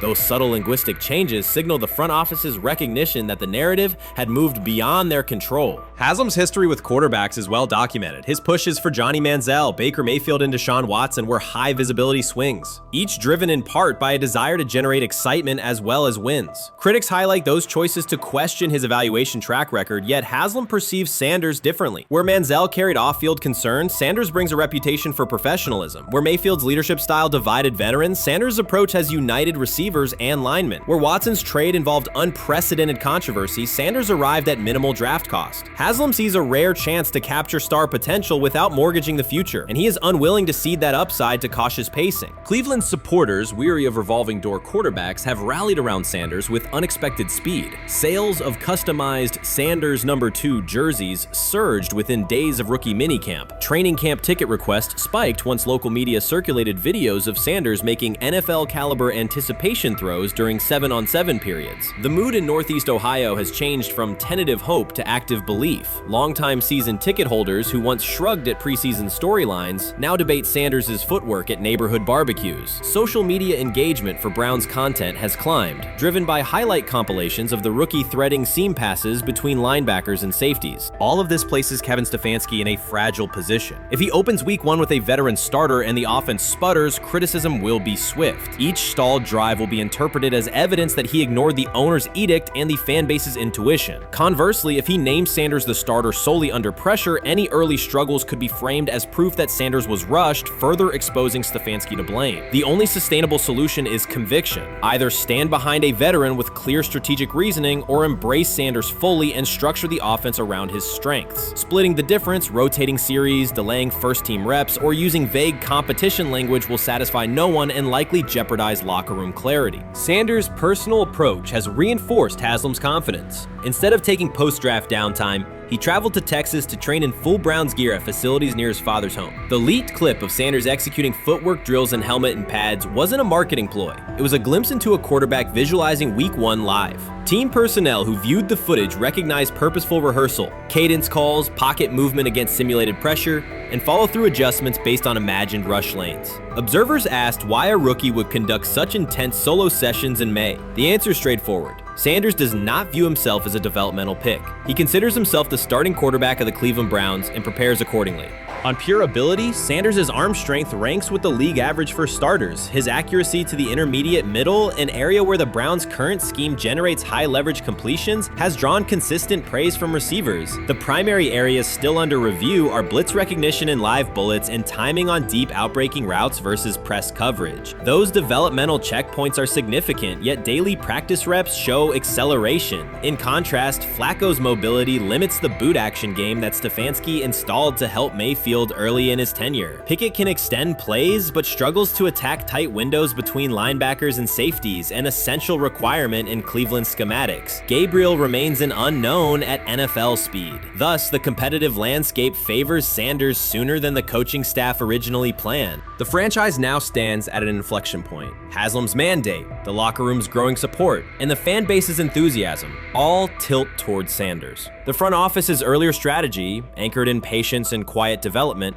is increasingly untenable. Barry's shift in messaging indicates grudging alignment, but final authority over the depth chart rests with the coaching staff, unless ownership directly intervenes on game day decisions. A move rare but not unprecedented in the NFL. Should Stefanski align with the owner and name Sanders the starter before preseason concludes, he can claim proactive vision and tailor the offense through training camp. Should he resist and open with a veteran who falters, he risks rapid loss of credibility and possibly his position. Either path carries pressure, but only one aligns with the momentum sweeping through the building. For 2 decades, the Browns have cycled quarterbacks without securing a stable star. Each new hope, whether draft pick or trade acquisition, has collapsed under injuries, inconsistency, or organizational disarray. The possibility that Sanders could finally anchor the position is not merely a football storyline. It is a potential cultural reset for a fan base defined by resilience. Haslam's insistence reflects that awareness. Cleveland needs a leader who can win on Sundays and project confidence every other day of the week. Sanders has shown he can shoulder expectations without retreating from scrutiny. That trait, more than arm talent alone, is why the owner views him as indispensable. Voluntary workouts transition to mandatory minicamp next week. If Sanders receives a substantial share of first-team snaps, observers will interpret it as the staff's acknowledgement that the competition is tilting decisively. A public declaration may not follow immediately, but every rep allocation is a signal. If, however, the staff continues funneling most top unit snaps to Flacco or Pickett, tension will escalate. Local media will question the evaluation process. National analysts will debate the merits of letting a rookie learn through live action versus controlled practice. Inside the facility, players will recognize any disconnect between performance and opportunity, and unity could fray. The Browns have reached a decisive moment. Shedeur Sanders has demonstrated the skill, poise, and work ethic to justify starting in Week 1. Jimmy Haslam has publicly positioned him as the future, and by implication the present of the franchise. Kevin Stefanski and Andrew Barry must either endorse that vision or brace for the consequences of delaying it. For Cleveland fans, the significance is clear. A legitimate chance to exit the cycle of quarterback uncertainty and rally behind a signal caller capable of commanding the field and galvanizing the city. Whether that opportunity is seized promptly or postponed will define the Browns' 2025 season and likely the tenure of the decision makers involved. What it is that they're doing is they're treating Shedeur Sanders like a 5th round pick. Right. We're not covering every 5th round pick in the NFL hoping that he gets an opportunity to be the starter on day 1. We felt like, oh my goodness, they got a diamond in the rough. Shedeur Sanders fell to the 5th round. They felt like they evaluated him there, and that's where they picked him. And they're playing the guy that they picked in the 3rd round over him because they evaluate him at a higher level than what they do Shedeur Sanders. And I get it. The Cleveland Browns are once again creating problems of their own. Their latest misstep centers on Shedeur Sanders. Ryan Clark and Dan Orlovsky have both noted that Cleveland is repeating the same mistakes. The team spent valuable draft capital and is now undermining that investment. This reflects a persistent issue in the organization's decision-making. It's not just a football decision, it's a pattern of self-inflicted setbacks. Habits and some of the traits that we saw show up in college were very prevalent this past weekend against the Rams. Holding onto the football, catching the snap and not reading the defense, kind of evaluating what the defensive line is doing and then trying to see if you can go make a play, and that's the concern. Okay, it's 1st and 10. They want a play action double move at the bottom of the screen. The route doesn't win, and then the protection breaks down a little bit. You're taught as a young quarterback, protection breaks down, find the closest check down. It's right there, it's 1st and 10. He gets to like the 4th part of the... The Cleveland Browns have long carried a reputation for instability. Even when it appears they are turning a corner, the organization finds a way to create new problems. Momentum gives way to questionable decisions and progress stalls. The latest situation centers on Shedeur Sanders. It highlights recurring issues in leadership, planning, and execution. Instead of establishing a clear path forward, Cleveland risks undermining its own investment. There's a lot of players who feel like they should have been picked at a certain spot, should have been viewed in a certain way. But when you get on these teams, it's about developing the team, not doing what's individually best for a certain player. And that's what Kevin Stefanski has to do. And I get it. We want to say all the reasons why what's happening to him isn't right. But maybe we aren't right on the way that not only the entire NFL viewed him, but now the Cleveland Browns view him as well. Shedeur Sanders was not brought in to be a placeholder or a scapegoat. He is expected to be the long-term solution, a high-upside quarterback with the tools, poise, and Sanders' pedigree to elevate the roster. The focus should be on developing him and positioning him to lead the team forward. They sabotaged it. They rigged it against him today, putting him in with 3rd and 4th stringers, 5th stringers.